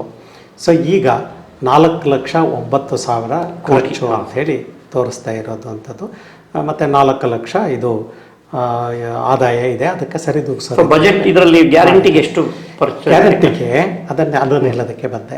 ಈ ಗ್ಯಾರಂಟಿಗೆ ಕಳೆದ ವರ್ಷ 53,000 37,000 ಇತ್ತು ಅಂತ ಹೇಳಿದರೆ ಹತ್ರ ಅದು ₹1 15 ಪೈಸೆ ಬರ್ತಾಯಿತ್ತು. ಈ ಸರಿ ಅದು ಕಡಿಮೆ ಆಗಿದೆ. ಅದು ಬಜೆಟ್ದು ಅರೌಂಡ್ 51,000 ಕೋಟಿ ಹತ್ತಿರ ಇದೆ. ಅಲ್ಲಿಗೆ ಅದೊಂದು 12% ಹತ್ತಿರ ಬರುತ್ತೆ. ಅಲ್ಲಿಗೆ ಹಂಚಿಕೆಯಲ್ಲಿ ಈ ಸಂಪನ್ಮೂಲಗಳು ವೃದ್ಧಿ ಆಗ್ತಿದ್ರು ಕೂಡ ಮೋಸ್ಟ್ಲಿ ಅದನ್ನು ಒಂದಿಷ್ಟು ಚೆಕ್ಸ್ ಆ್ಯಂಡ್ ಬ್ಯಾಲೆನ್ಸಸ್ಗಳನ್ನು ಇಟ್ಕೊಂಡು ಕಂಟ್ರೋಲು ಮಾಡ್ತಾ ಇರ್ಬೋದು. ಆಮೇಲೆ ಈ ಏನು ಗ್ಯಾರಂಟಿಗಳಿದ್ವಲ್ಲ, ಗ್ಯಾರಂಟಿನಲ್ಲಿ ಏನಾಗಿದೆ ಅಂದರೆ ಮೊದಲು ಕೊಡ್ತಾ ಇರೋ ಅಂಥವುಗಳನ್ನು ಕೆಲವುಗಳನ್ನು ಕೂಡ ಮರ್ಜ್ ಮಾಡಿದ್ದಾರೆ. ಹೌದು, ಇದೊಂದು ಸೈಕಾಲಜಿಕಲ್ ಯಾರೋ ಮತದಾರ ಒಂದು ನೇಮ್ ಹೊಸ ಹೆಸರಲ್ಲಿ world wine in new bottle ಅಂತ ಆ ಥರ ಇದೆ. ಅಂದರೆ ಅದು ಎಲ್ಲವೂ ಹಾಗೇ ಇಲ್ಲ, ಹೊಸ ಬದಲಾವಣೆಗಳು ಬಂದಿದೆ. ಈ ಶಕ್ತಿ ಯೋಜನೆ ಇಲ್ಲಿ ಸಂಪನ್ಮೂಲಗಳನ್ನು ನಾವು ಕಳ್ಕೊಳ್ಳುವಂಥ ಸ್ಥಿತಿನಲ್ಲಿಲ್ಲ. ಸಂಪನ್ಮೂಲಗಳನ್ನು ಕ್ರೋಢೀಕರಿ ಈಗ ಫಾರಿನ್ ಡೈರೆಕ್ಟ್ ಇನ್ವೆಸ್ಟ್ಮೆಂಟ್ ಹೆಚ್ಚು ಬಂತು ಅಂತ ಹೇಳಿದ್ರೆ ಎಕ್ಸ್ಪೋರ್ಟ್ ನಮ್ಮ ಇಡೀ ಕರ್ನಾಟಕ ಎಕ್ಸ್ಪೋರ್ಟ್ನಲ್ಲೂ ನಂಬರ್ 1 ನಾವೇ ಕರ್ನಾಟಕ. ಒಟ್ಟಾರೆ ಅಭಿವೃದ್ಧಿನಲ್ಲಿ ಎಲ್ಲಿ ಕರ್ನಾಟಕವೇ ನಂಬರ್ 1 ಸರ್. ಈಗ ನಮ್ಮ ಇಡೀ ದೇಶದಲ್ಲಿ ಒಟ್ಟಾರೆ ಅಭಿವೃದ್ಧಿನಲ್ಲಿ 3ನೇ ಸ್ಥಾನದಲ್ಲಿ ಇದರಲ್ಲಿ. ಸೊ ಹಾಗಾಗಿ ಇದು ಬರ್ತಾ ಇರೋದ್ರಿಂದ ಯಾರಿಗೋ ಒಂದು ಪಾಲನ್ನು ಜಾಸ್ತಿ ಕೊಡ್ತೀವಿ ಅಂತ ಹೇಳಿ ಅಂದರೆ ಅದನ್ನೇನು ದೊಡ್ಡ ಇಶ್ಯೂ ಆಗಬಾರ್ದು. ಬಟ್ ಅದು ನಿಜವಾಗ್ಲೂ ಕೂಡ ಟಾರ್ಗೆಟೆಡ್ ಪೀಪಲ್ಗೆ ಯಾರಿಗೆ ಕೊಡಬೇಕೋ ಅವ್ರಿಗೆ ಹೋಗುತ್ತೋ ಅಥವಾ ಮಧ್ಯೆ ಏನಾದರೂ ಹಂಚೋಗುತ್ತೋ ಅನ್ನುವಂಥದ್ದು ಭಾಳ ಮುಖ್ಯ. ಈ ಅಭಿವೃದ್ಧಿ ಯೋಜನೆಗಳಲ್ಲಿ ಏನಾಗುತ್ತೆ ಅಂದರೆ ನಾವು 100 ರೂಪಾಯಿ ಯೋಜನೆ ಹಾಕಿದರೆ ಅದು ತಲುಪೋದು ಎಷ್ಟು ತಲುಪುತ್ತೆ ಅನ್ನುವಂಥದ್ದು ಭಾಳ ಮುಖ್ಯ. ರಾಜೀವ್ ಗಾಂಧಿ ಅವರು ಪ್ರೈಮ್ ಮಿನಿಸ್ಟರ್ ಆದಾಗಲೇ ಅವತ್ತೇ ಹೇಳ್ತಾ ಇದ್ರು 15 ಪೈಸೆ ತಲುಪುತ್ತೆ ಹಾಗೆ, 1 ರೂಪಾಯಿದಲ್ಲಿ 15 ಪೈಸೆ ಇವತ್ತು ಎಷ್ಟಾಗ್ಬೋದು ಅಂತ. ಸೊ ಹಾಗಾಗಿ ಅದೊಂದು ರೀತಿ ಎಲೆಕ್ಟ್ರಿಸಿಟಿನಲ್ಲಿದ್ದಾಗ ಎಲೆಕ್ಟ್ರಿಸಿಟಿನ ನಾವು ಒಂದು ಹತ್ರ ಉತ್ಪಾದನೆ ಮಾಡ್ತೀವಿ ಅಂದರೆ ಎಷ್ಟು ಉತ್ಪಾದನೆ ಮಾಡಿದೀವೋ ಅಷ್ಟು ಬಳಕೆ ಹತ್ರ ಹೋಗದಲ್ಲೇ ಟ್ರಾನ್ಸ್ಮಿಷನ್ ಲಾಸ್ ಅಂತ ಕರಿತೀವಿ. ಬಟ್ ನನಗೆ ಗೊತ್ತಿರೋ ಹಾಗೆ ಒಂದು ಗವರ್ನೆನ್ಸ್ ಪ್ರಾರಂಭ ಆದಮೇಲೆ, ಸೊ ಎಲೆಕ್ಟ್ರಾನಿಕ್ ಗವರ್ನೆನ್ಸ್ ಸರ್ಕಾರಗಳೆಲ್ಲ ಜಾರಿ ಆದಮೇಲೆ ಕಳೆದ 10 ವರ್ಷಗಳಲ್ಲಿ ಯಾವುದೇ ಸರ್ಕಾರಿ ಯೋಜನೆಗಳು ಮಿಸ್ಯೂಸ್ ಆಗೋದು ಕಡಿಮೆ ಆಗ್ತಾ ಬಂದಿದೆ.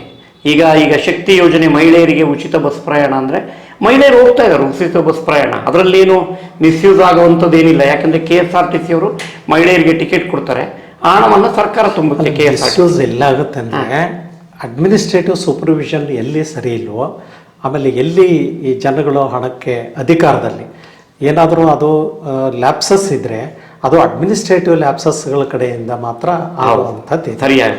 ಸೊ ಅಲ್ಲಿಗೆ development means good administration, good supervision naturally sir. ಹಾಗಾಗಿ ನಾವೇನಾದರೂ ಲೀಕೇಜಸ್ ಇದೆ ಅಂತ ಹೇಳಿದರೆ ಅಲ್ಲಿ ಸೂಪರ್ವಿಷನ್ ಇಲ್ಲ, ಸೂಪರ್ವಿಷನ್ ಸರಿ ಮಾಡಿಕೊಂಡ್ರೆ ಸರಿ ಆಯಿತು. ಈಗ ನಾನು ನೀರು ಕಟ್ಟಕ್ಕೆ ಅಂತ ಹೊಲಕ್ಕೆ ಹೋಗಿ ಹೊಲಕ್ಕೆ ನೀರನ್ನು ಮೋಟರ್ ಸ್ಟಾರ್ಟ್ ಮಾಡಿ ಬಂದು ಮನೆ ಕಂಡ್ರೆ ಅದು ಅಧ್ವಾನ ಆಗೋಗುತ್ತೆ. So it's a gross negligence in the administration. ಅದನ್ನು ಸರಿ ಮಾಡ್ಕೋಬೇಕಾಗುತ್ತೆ. ಅಡ್ಮಿನಿಸ್ಟ್ರೇಷನ್ನಲ್ಲಿ ಆಡಳಿತದಲ್ಲಿ ಸರಿಯಾದ ಕ್ರಮಗಳನ್ನು ತಗೋಬೇಕು ಅಂದರೆ ಆಡಳಿತದಲ್ಲಿ ಪಾಲ್ಗೊಂಡಿರುವಂಥವ್ರು ಶುದ್ಧ ನೆಲೆಯಲ್ಲಿ ಸ್ಟ್ರೇಟ್ ಇರಬೇಕಾಗುತ್ತೆ. ಸೊ ಅಲ್ಲಿನ ವ್ಯತ್ಯಯಗಳು ನಮಗೆ ಈ ತೊಂದರೆಗಳನ್ನು ಮಾಡ್ತಾ ಇದ್ದಾವೆ. ಖಂಡಿತ ಸರ್, ಭಾಳ ನೀವು ಇದುವರೆಗೂ ನಮಗೆ ತುಂಬ ಒಳ್ಳೆಯ ಇದನ್ನು ಕೇಳ್ತಾ ಇದ್ರಿ, ಒಳ್ಳೆಯ ವಿಚಾರಗಳನ್ನು ಮಂಡಿಸ್ತಾ ಇದ್ದೀರಾ. ನಮಗೆ ವಿಶೇಷವಾಗಿ ಈ ಆರ್ಥಿಕವಾದ ಒಂದು ಚಿಂತನೆಯಲ್ಲಿ ಬಜೆಟ್ ಅನ್ನೋದು ಬಹಳ ಮುಖ್ಯವಾದ ಒಂದು ಸರ್ಕಾರಕ್ಕೆ ಅಥವಾ ಒಂದು ಸಮಾಜಕ್ಕೆ ಅಥವಾ ಒಂದು ರಾಜ್ಯಕ್ಕೆ. ಸೊ ಸಿದ್ದರಾಮಯ್ಯನವರು ಅದರಲ್ಲಿ ಎಷ್ಟರ ಮಟ್ಟಿಗೆ ತಮ್ಮ ಯಶಸ್ಸನ್ನು ಸಾಧಿಸಿದ್ದಾರೆ, ಸೊ ಅವರ ಈ ಸಂದರ್ಭದಲ್ಲಿ ಈಗಿನ ಆರ್ಥಿಕ ಸ್ಥಿತಿಯಲ್ಲಿ ಸಿದ್ದರಾಮಯ್ಯನವರು ನಿಜಕ್ಕೂ ಯಶಸ್ವಿಯಾಗಿದ್ದಾರಾ ಅಥವಾ ಎಷ್ಟು ಯಶಸ್ವಿಯಾಗಿದ್ದಾರೆ ಅನ್ನೋದನ್ನು ತಾವು ವಿಮರ್ಶೆ ಮಾಡಿ. ಈಗ ಯಶಸ್ವಿ ಆಗದೆ ಹೋಗಿದ್ದಿದ್ರೆ ಅವರು ಅಧಿಕಾರದಲ್ಲಿ ಮುಂದುವರಿಯೋಕ್ಕಾಗ್ತಿರ್ಲಿಲ್ಲ. ಸೊ ಅವರು ಅಧಿಕಾರದಲ್ಲಿ ಮುಂದುವರೆದಿದ್ದಾರೆ ಅಂತ ಹೇಳಿದರೆ ಕೂಡ ಅದರಲ್ಲಿ ಯಶಸ್ವಿ ಆಗಿದ್ದಾರೆ. ಆದರೆ ಅದನ್ನು ಹಿನ್ನಡೆಗೆ ಕಾರಣಗಳೇನಿದ್ದಾವೆ ಅಂತ ಹೇಳಿದರೆ ಕೋಆಪರೇಷನ್ಸ್ ಇಲ್ಲ, ರಾಜಕೀಯ ಕಾರಣಗಳು, ರಾಜಕೀಯ ಗೊಂದಲಗಳು ಇದಾವಲ್ಲ, ಅದು ಮೇಲಿಂದನೂ ಇಲ್ಲ, ಜೊತೆಗಿರುವಂಥವುಗಳಲ್ಲೂ ಕೂಡ ಇಲ್ಲ. ಅಭಿವೃದ್ಧಿಗೆ ಬೇಕಾಗಿರುವಂಥದ್ದೇನು ಅಂದರೆ ಒಂದು ರಾಜಕೀಯ ಸಹಕಾರ ಮತ್ತು ಗಟ್ಟಿತನ ಮತ್ತು ಇಚ್ಛಾಶಕ್ತಿ.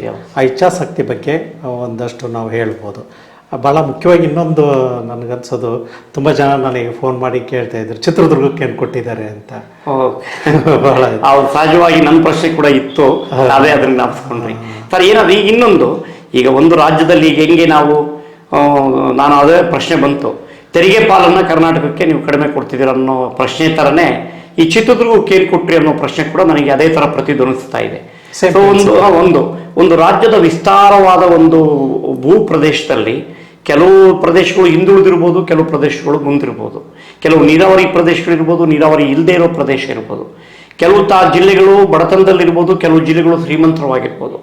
ಇಂಥ ಸಂದರ್ಭದಲ್ಲಿ ಪ್ರತಿ ಜಿಲ್ಲೆಗಳವರು ಕೂಡ ನಮ್ಮ ಜಿಲ್ಲೆಗೆ ಏನು ಕೊಟ್ಟರು ಅಂತ ಕೇಳ್ತಕ್ಕಂಥ ಪ್ರಶ್ನೆ ಎಷ್ಟು ಸರಿ, ಅಥವಾ ಒಟ್ಟಾರೆ ರಾಜ್ಯದ ಅಭಿವೃದ್ಧಿಗೆ ಬಜೆಟ್ ಏನು ಕಾಣಿಕೆ ಕೊಟ್ಟಿದೆ ಅನ್ನೋದು ನೋಡೋದು ಉತ್ತಮನಾ, ಅಥವಾ ಈ ರೀತಿಯ ಪ್ರಶ್ನೆ ಹೇಳ್ಬೋದಾ ಅಂತ ನಾವು. ಅದು ಎರಡು ರೀತಿಯಲ್ಲೂ ಇದೆ. ನಾವು ರಾಜ್ಯವನ್ನು ಕುರಿತಾಗಿ ಮಾತನಾಡ್ತಿರ್ಬೇಕಾದ್ರೆ ಇಡೀ ರಾಜ್ಯದ ಅಭಿವೃದ್ಧಿ ಬಗ್ಗೆ ಮಾತಾಡ್ತೀವಿ, ಅದರೊಳಗಡೆ ಅವ್ರಿಗೆ ಬಂತು ನನಗೇನು ಬಂತು ಅಂತ ನಮ್ಮ ಇದನ್ನು ಸಹಜವಾಗಿ ಈ ಪ್ರಶ್ನೆ ಬರುತ್ತೆ.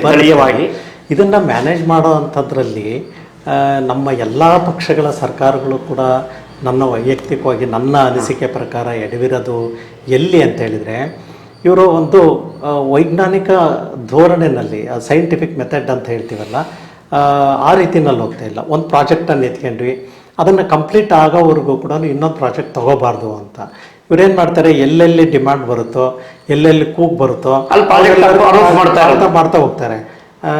ನಾವು ಹಿಂದಿನಲ್ಲಿ ಒಂದು ಮಾತು ಹೇಳ್ತೀವಿ, ಹರ್ ಜಗ ಪರ್ ಹಾತ್ ಮಾರೋ, ಹರ್ ಜಗ ಪರ್ ಹಾರ್ ಜಾವೋ.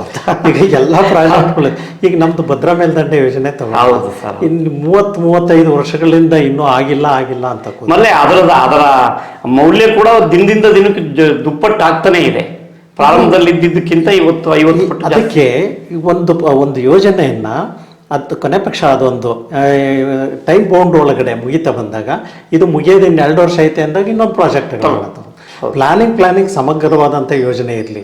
25 ವರ್ಷಕ್ಕೆ ಪ್ಲಾನ್ ಇರಲಿ, 5 ವರ್ಷ. ಅದೇ ಕಾರಣಕ್ಕೆ ಪಂಚವಾರ್ಷಿಕ ಯೋಜನೆಗಳ ಪದ್ಧತಿಯನ್ನು ಜಾರಿ ತಂದ್ರು. ಆ ಚಿಂತನೆ ಆ ಒಂದು ನಾವು ನಮ್ಮ ದೇಶವನ್ನ ಪ್ಲಾನ್ಡ್ ಎಕಾನಮಿ ಅಂತ ಕರಿತಾ ಇದ್ದೇವೆ. ಅದನ್ನ ಜವಾಹರ್ಲಾಲ್ ನೆಹರು ಅವರು ಪ್ಲಾನ್, ಯೋಜಿತ ಆರ್ಥಿಕತೆ, ಯೋಜಿತ ಅರ್ಥವ್ಯವಸ್ಥೆಯೊಳಗಡೆ ಯೋಜನಾ ರಹಿತವಾದ ವಿದ್ಯಮಾನಗಳು ಬಂದಿದವಲ್ಲ, ಇವು ಈ ಗೊಂದಲಗಳಿಗೆ ಕಾರಣ ಆಗಿದೆ. ಹಾಗಾಗಿ ಬಹುಶಃ ರಾಜಕೀಯ ಕಾರಣಕ್ಕೆ ಇವೆಲ್ಲ ಬೆಳವಣಿಗೆಗಳಾಗಿದೆ. ಈಗ ಚಿತ್ರದುರ್ಗದ ನೋಡಿ, ಭದ್ರಾ ಇದ್ದು ಆಗಲಿಲ್ಲ, ರೈಲ್ವೆ ಯೋಜನೆದು ಕೂಡ ಆಗಲಿಲ್ಲ. ಈಗ ಯಾರೋ ಕೇಳ್ತಾ ಇದ್ದಾರೆ ಅಂದರೆ, ಒಂದು ಪ್ರಾಜೆಕ್ಟ್ ಹೌದು, ಇದು ಸ್ಥಳೀಯ ಅಭಿವೃದ್ಧಿ ಮತ್ತು ರಾಜ್ಯದ ಅಭಿವೃದ್ಧಿ ಎರಡರ ದೃಷ್ಟಿಯಿಂದಲೂ ಕೂಡ ಪ್ರಾಮುಖ್ಯತೆವಾಗಿದೆ ಒಂದು ಟೈಮ್ ಬೌಂಡ್ ಅಲ್ಲಿ ಮುಗಿಸುವಂತ ರೊಟ್ಟಿನ ಸುತ್ತ ಎಲ್ಲ ದಪ್ಪ ಮಾಡಿ ನಡೋ ಹತ್ರ ತೆಳುವು ಮಾಡ್ಕೊಂಡ್ರೆ ಸುಟ್ಟ ಸೀದೋಗುತ್ತೆ ಅಲ್ವಾ. ಆ ರೀತಿನಲ್ಲಿ ಮಧ್ಯ ಕರ್ನಾಟಕನ ಯಾವ ಕಾರಣಕ್ಕೂ ಕೂಡ ನೆಗ್ಲೆಕ್ಟ್ ಮಾಡಬಾರ್ದು ಅಂಥದ್ದು. ಅಥವಾ ಈಗ ನೋಡಿ, ಮೆಡಿಕಲ್ ಕಾಲೇಜ್ ಆರಂಭ ಆಗಿದೆ, ಗೌರ್ಮೆಂಟ್ ಮೆಡಿಕಲ್ ಕಾಲೇಜು ತುಂಬ ಒಳ್ಳೆಯದು. ಒಂದು ಮೆಡಿಕಲ್ ಕಾಲೇಜ್ ಒಂದು ಜಿಲ್ಲೆನಲ್ಲಿತ್ತು ಅಂತ ಹೇಳಿದರೆ, ಅದರ ಮುಖಾಂತರವಾಗಿ ನಾನಾ ಥರದ ಆರ್ಥಿಕ ಚಟುವಟಿಕೆಗಳು ನಿರ್ಮಾಣ ಆಗುತ್ತೆ. ಅದು ಸಪೋರ್ಟಿವ್ ಆಗಿ ನೇರವಾದವು ಯಾವುವು ಅಂತ ಹೇಳಿದರೆ, ಸೂಪರ್ ಸ್ಪೆಷಾಲಿಟಿ ಹೆಲ್ತ್ ಕೇರ್ ನೇರವಾಗಿ ಸಿಗುತ್ತೆ. ಈಗ ಎಲ್ಲೋ ಮಣಿಪಾಲ್ ಹಾಸ್ಪಿಟ್ಲಿಗೆ ಹೋಗ್ಬೇಕಾಗಿರೋಂಥವ್ರು ಈ ಚಿತ್ರದುರ್ಗ ಇಲ್ಲಿ ಬರ್ತಾರೆ. ಸೊ ಹೀಗಿರ್ಬೇಕಾದ್ರೆ ಹೊಸ ಮೆಡಿಕಲ್ ಕಾಲೇಜ್ ಆರಂಭ ಮಾಡಿ ಅಲ್ಲೊಂದು 50-100 ಕೋಟಿ ಕೊಟ್ಟು ಅದನ್ನು ಕೆಡಿಸ್ರಿ ಅಂದರೆ ಗುಣಮಟ್ಟ ಹೋಗುತ್ತೆ. ಇಲ್ಲಿ ಕಾಲೇಜು ನಿರ್ಮಾಣ ಮಾಡುವಂಥ ಸಂದರ್ಭದಲ್ಲಿ ಒಳ್ಳೆ ಜಾಗ ಆಯ್ಕೆ ಮಾಡ್ಕೋಬೇಕಿತ್ತು, ಮತ್ತು ಅದನ್ನು ಬೇಗ ಮುಗಿಸ್ಬೇಕಿತ್ತು. ಮತ್ತು ಅಲ್ಲಿ ಒಂದು ಇನ್ಫ್ರಾಸ್ಟ್ರಕ್ಚರ್ ಇಲ್ಲ, ಜೊತೆಗೆ ಟೀಚಿಂಗು ಫ್ಯಾಕಲ್ಟೀಸೇ ಇಲ್ಲ. ಅದು ಎಲ್ಲಿಗೆ ತಲುಪುತ್ತೆ ಅಂತ ಹೇಳಿದರೆ, ನಾವು ಹೆಚ್ಚು ನೀರು ಬಳಸಿ, ಹೆಚ್ಚು ಗೊಬ್ಬರ ಬೆಳೆಸಿ, ಕಡಿಮೆ ಬೆಳೆ ಬೆಳ್ಕೊಂಡಂಗೆ ಅಥವಾ ಗುಣಮಟ್ಟದ ಬೆಳೆ ಸಿಗದೇ ಇರೋ ರೀತಿಯಲ್ಲಿ ಇವತ್ತು ಹೊರಗೆ ಹೋಗೋಂಥ ಚಳ್ಳಕೆರೆನಲ್ಲಿ ಇಂಜಿನಿಯರಿಂಗ್ ಕಾಲೇಜ್ ಮಾಡಿದ್ರು, ಗೌರ್ಮೆಂಟ್ ಪಾಲಿಟೆಕ್ನಿಕ್ಗಳಿದ್ದಾವೆ. ಸೊ ಅವುಗಳಲ್ಲಿ ವಿದ್ಯಾರ್ಥಿಗಳು ಹೋಗದೇ ಇರೋಂಥ ರೀತಿಯಲ್ಲಿ ನೋಡ್ಕೊಂಡಿರುವಂಥದ್ದು. ಈಗ ನೋಡಿ, ಮತ್ತೆ ಒಂದು ನನ್ನ ದೃಷ್ಟಿನಲ್ಲಿ ಅದು ಸರಿಯಾದ ತೀರ್ಮಾನ ಅಲ್ಲ ಅಂತ ಅನಿಸುತ್ತೆ. ಈ ಕೇಂದ್ರ ಸರ್ಕಾರ ಹೊಸ ಶಿಕ್ಷಣ ನೀತಿನಲ್ಲಿ ಈ UGCನಲ್ಲಿ ಏನಾಗಿದೆ, ನೇರವಾಗಿ ಕೈಗಾರಿಕೋದ್ಯಮಿಗಳನ್ನು ವೈಸ್ ಚಾನ್ಸಲರ್ ಮಾಡಬೇಕು ಅನ್ನೋ ಒಂದು ಅಮೆಂಡ್ಮೆಂಟ್. ಇಂಜಿನಿಯರಿಂಗ್ ಕಾಲೇಜಸ್ಗಳಿಗೆ ಪ್ರಾಕ್ಟೀಸ್ ಓರಿಯೆಂಟೆಡ್ ಇದನ್ನು ಕೊಡ್ತೀವಿ ಅಂತ ಹೇಳಿದರೆ ಅದ್ರ ಬಗ್ಗೆ ಕ್ಲಾರಿಟಿ ಇಲ್ಲ. ಹಾಗಾಗಬಾರ್ದು ಅಂತ ಹೇಳಿ ನೀವು ಈ ಟೀಚರ್ಸ್ಗೆ ನೀವು ಪ್ರಾಕ್ಟಿಕಲ್ ಓರಿಯೆಂಟೇಷನ್ ಕಳಿಸಿ. ಈಗ ನೀವು ಮೇಷಗಳನ್ನು ಬರೀ ಕ್ಲಾಸ್ನ ಪಾಠ ಮಾಡೋಕ್ಕೆ ಬಿಟ್ಟು ಮತ್ತು ಅವರಿಗೆ ಪ್ರಾಕ್ಟಿಕಲ್ ಓರಿಯೆಂಟೇಷನ್ ಇಲ್ಲದೆ ಇದ್ದಿದ್ದು ಟ್ರೈನಿಂಗ್ ಕೊರತೆಯಿಂದ ಆಗಿದೆ. ಡೆವಲಪ್ಮೆಂಟು ಮತ್ತು ಎಜುಕೇಷನ್ ಮಧ್ಯೆ ಒಂದು ಬ್ರಿಡ್ಜ್ ಇಲ್ದಂಗೆ ಆಗುತ್ತೆ. ನೀವು ಹೇಳೋ ಅಭಿವೃದ್ಧಿಗೆ ಬಹಳ ಮುಖ್ಯವಾಗಿ ಶಿಕ್ಷಣ. ಅಲ್ಲಿ ಶಿಕ್ಷಣ ಅಭಿವೃದ್ಧಿಗೆ ಪೂರಕವಾದಂಥ ಮಾನವ ಸಂಪನ್ಮೂಲವನ್ನು ಒದಗಿಸ್ಲಿಲ್ಲ ಅಂತ ಹೇಳಿದರೆ ಖರ್ಚು ಮಾಡುವಂಥ ಹಣ ನಿರೀಕ್ಷಿತ ಫಲ ಕೊಡೋದಕ್ಕೆ ಸಾಧ್ಯ ಇಲ್ಲ. ಇವತ್ತೇನಾಗಿದೆ, ಯೂನಿವರ್ಸಿಟಿಗಳಲ್ಲಿ ನಾವು ಮಾಡಿರುವಂಥದ್ದು ಗೋಲ್ಡ್ ಮೆಡಲ್ ತೊಗೊಂಡಿರೋ ನೇರವಾದಂಥ ಒಂದು ಜಾಬ್ ಇಲ್ಲ. ಹಾಗಾಗಿ jobless growth is not A growth ಅಂತೇಳಿ ನಾವು ಜಾಗತೀಕರಣದ ಸಂದರ್ಭದಲ್ಲಿ ಹೇಳ್ತಾ ಇದ್ವಿ. ಉದ್ಯೋಗದ ಭರವಸೆ ಇಲ್ಲದೆ ಇರುವಂತಹ ಅಭಿವೃದ್ಧಿ GDP ಇದೆ. ಇವತ್ತು GDPನಲ್ಲಿ ನಮ್ಮ ಕೇಂದ್ರ ಸರ್ಕಾರ ಇಡೀ ಭಾರತದ ನಾವು 5ನೇವರು ಇದ್ದೀವಿ, ನಾವು 3ನೇರಾಗ್ತೀವಿ ಅಂತ ಹೇಳಿದರೆ, ಒಂದು ಕಡೆ ನಾವು ದೇಶ ಇಡೀ ಜಗತ್ತಿನಲ್ಲಿ 3ನೇರಾಗ್ತೀವಿ, ಇನ್ನೊಂದು ಕಡೆ ನಿರುದ್ಯೋಗದಲ್ಲೂ 200-300 ಆಗಿರ್ತೀವಿ. ಏನಿದೆ ಅಲ್ವಾ? ಈ ಥರದಲ್ಲಿ ಲಾಪ್ಸೈಡೆಡ್ ಡೆವಲಪ್ಮೆಂಟ್ ಅಂತ ಕರಿತೇವೆ. ಅದು ಸರಿಯಾದ ಅಭಿವೃದ್ಧಿ ಅಲ್ಲದೆ ಇರುವಂಥದ್ದು. ಅಭಿವೃದ್ಧಿ ಅನ್ನುವಂಥದ್ದು ಸರ್ವೋದಯದ ನೆಲೆಯಲ್ಲಿ ಬರಬೇಕಾದ್ರೆ ಅಲ್ಲಿ ಈ ಆರ್ಥಿಕ ಈ ಅಂಶಗಳಿದಾವಲ್ಲ, ಹಣಕಾಸಿನ ಹಂಚಿಕೆಗಳು, ಹಣಕಾಸಿನ ಸಂಗ್ರಹ, ನಿರ್ವಹಣೆ, ಅದೆಲ್ಲವೂ ಕೂಡ ಬಹಳ ಮುಖ್ಯ ಆಗುತ್ತೆ. ಎಲ್ಲೋ ಶಾಂತಿ ಸಾಗರದಿಂದ ನೀರು ತರ್ತೀವಿ, ಇಲ್ಲಿ ಬಂದಿರೋ ನೀರು ಎಲ್ಲ ಪೈಪ್ ಹೊಡ್ಕೊಂಡು ರಾತ್ರೆಲ್ಲ ಹೋಗಿರುತ್ತೆ ನೀರು.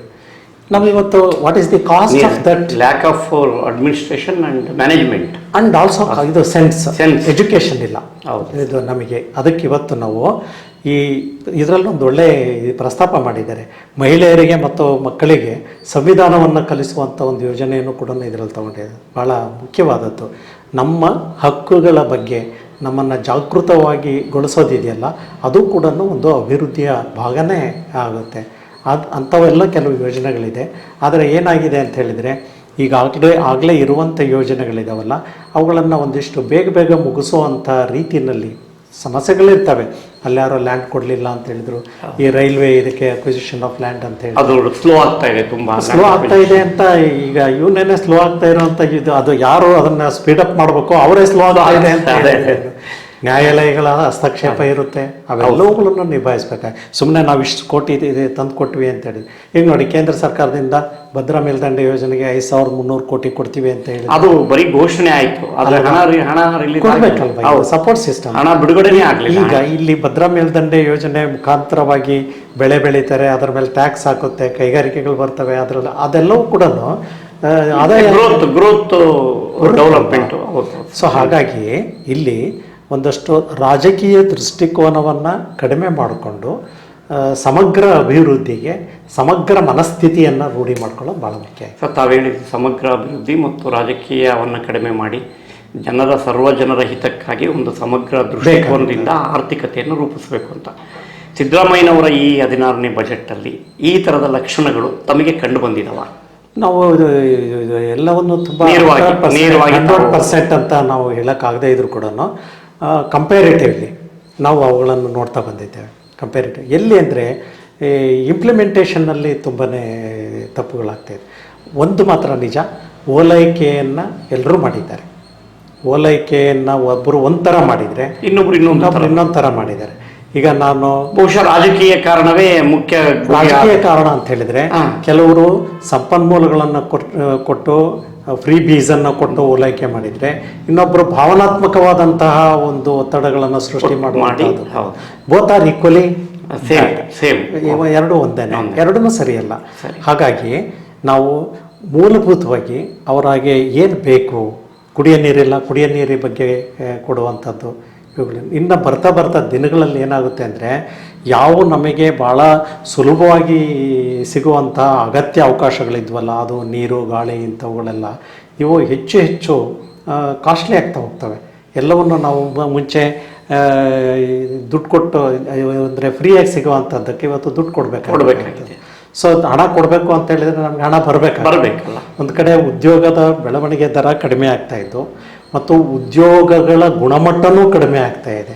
ಸೊ ಆರ್ಥಿಕ ಬೆಂಬಲ ಇಲ್ಲಿಂದ ಬರಬೇಕು, ಮತ್ತೆ ಇಲ್ಲಿಂದ ಬರುತ್ತೆ. ಅಲ್ಲಿಗೆ ಪರ್ಚೇಸಿಂಗ್ ಪವರ್ ಕಡಿಮೆ ಆಗಿದೆ.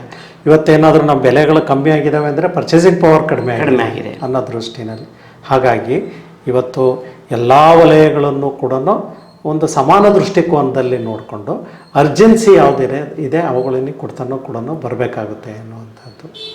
ಓಕೆ ಸರ್, ಈಗ ಒಂದು ಕೊನೆಯ ಪ್ರಶ್ನೆ ಸರ್. ಈಗ ತಮಗೆ ಈ ಚರ್ಚೆ ನಡೀತಾನೆ ಇದೆ ಪ್ರಾರಂಭದಿಂದ. ಈ ಫ್ರೀ ಬೀಸ್ ಅಂತ ಬಂದ ಮೇಲೆ, ಈ ಗ್ಯಾರಂಟಿ ಯೋಜನೆಗಳು ಬಂದ ಮೇಲೆ ಒಂದು ಥರದ ಚರ್ಚೆ ನಡೀತಿದೆ. ಅದು ರಾಜಕೀಯ ಕಾರಣಕ್ಕೂ ಇರ್ಬೋದು, ಅದು ಬೇರೆ ಮಾತು. ಒಂದು ಆರ್ಥಿಕ ಚಿಂತಕರು ಎರಡು ಥರದ ಅಭಿಪ್ರಾಯಗಳನ್ನ ಮಂಡಿಸ್ತಾರೆ. ಒಂದು, ಈ ಗ್ಯಾರಂಟಿ ಯೋಜನೆಗಳಿಂದ ಮಧ್ಯಮ ವರ್ಗದ ಜನರಿಗೆ, ಕೆಳವರ್ಗದ ಜನರಿಗೆ, ಅಂದರೆ ಆರ್ಥಿಕವಾಗಿ ನಾನು ಹೇಳ್ತಿರೋದು, ಜಾತಿ ಅಥವಾ ಬೇರೆ ಕಾರಣಕ್ಕಲ್ಲ, ಈ ಕೆಳಹಂತದ ಸಮಾಜದ ಜನರಿಗೆ ಒಂದು ಥರದ ಆರ್ಥಿಕ ಶಕ್ತಿ ಬರುತ್ತೆ ಅವ್ರ ಚಟುವಟಿಕೆಗೆ. ಇದರಿಂದ ಸಾಮಾಜಿಕ ಉತ್ಪನ್ನ, ಸಾಮಾಜಿಕ ಚಲನಶೀಲತೆ, ಗತಿಶೀಲತೆ ಚೆನ್ನಾಗಾಗುತ್ತೆ. ಸೊ ಇದರಿಂದ ಬೇರೆ ಥರದ ಬೆಳವಣಿಗೆ ಸಮಾಜದ ಮೇಲಾಗಿ ಆರ್ಥಿಕ ಚಟುವಟಿಕೆ ಬೆಳೆಯುತ್ತೆ ಅನ್ನೋ ಒಂದು ವಾದ ಇದೆ. ಇನ್ನೊಂದು ವಾದ, ಜನರನ್ನು ಸೋಮಾರಿಗಳನ್ನು ಮಾಡ್ತೀರ ನೀವು ಫ್ರೀ ಬೀಸ್ ಅಂತ ಕೊಟ್ಟು. ಸೊ ಜನರು ತಮ್ಮ ದುಡಿಮೆಯ ಶಕ್ತಿಯನ್ನು, ಆಸಕ್ತಿಯನ್ನೇ ಕಳ್ಕೊಳ್ತಾ ಇದ್ದಾರೆ, ನೀವು ಫ್ರೀ ಬೀಸ್ ಆಗಿ ಅವನ್ನ ಕನ್ವರ್ಟ್ ಮಾಡ್ತಾ ಇದ್ದೀರಾ ಅಂತ ಒಂದು. ಇದು ರಾಜಕೀಯ ಚರ್ಚೆ, ರಾಜಕೀಯ ಕಾರಣಕ್ಕೆ ಇವೆಲ್ಲ ಇರ್ಬೋದು. ಆರ್ಥಿಕ ತಜ್ಞರಲ್ಲೇ ಈ ಥರದ ಎರಡು ಅಭಿಪ್ರಾಯ ಇದೆ. ತಾವು ಆರ್ಥಿಕ ತಜ್ಞರಾಗಿ ಇದನ್ನು ಹೇಗೆ ವಿಮರ್ಶೆ ಮಾಡ್ತೀರಾ ಅಂತ? ಈಗ ಸೋಂಬಾರಿಗಳನ್ನಾಗಿ ಮಾಡ್ತಾ ಇದ್ದೀರಿ ಅನ್ನುವಂಥದ್ದನ್ನು ನಾವು ಹೇಳ್ತೇವೆ. ಯಾಕೆಂದರೆ ಈಗ ನಾವು ಕೃಷಿಕರಾಗಿರ್ತೀವಿ, ಅಲ್ಲಿ ಏನಾಗಿದೆ, ಇವತ್ತು ಯಾರು ಕೂಲಿಗೆ ಕೆಲಸ ಸಿಗ್ತಾ ಇಲ್ಲ. ಈಗ ಅವನು ಅಲ್ಲಿ ಕೆಲಸ ಮಾಡ್ತಾ ಇಲ್ಲ ಅಂದ್ರೆ ಅವ್ನು ಬಂದು ಮನೆ ಕೆಟ್ಟಿರಲ್ಲ, ಹೌದು, ಇನ್ನೊಂದು ಕೆಲಸ ಹುಡ್ಕೊಂಡು ಕೆಲಸ ಮಾಡಿರ್ತಾನೆ. ಅಲ್ಲಿಗೆ ಅಥವಾ ತನಗೆ ಎಲ್ಲಿ ಲಾಭ ಬರುತ್ತೋ ಅಲ್ಲಿ ಹೋಗಿರ್ತಾನೆ.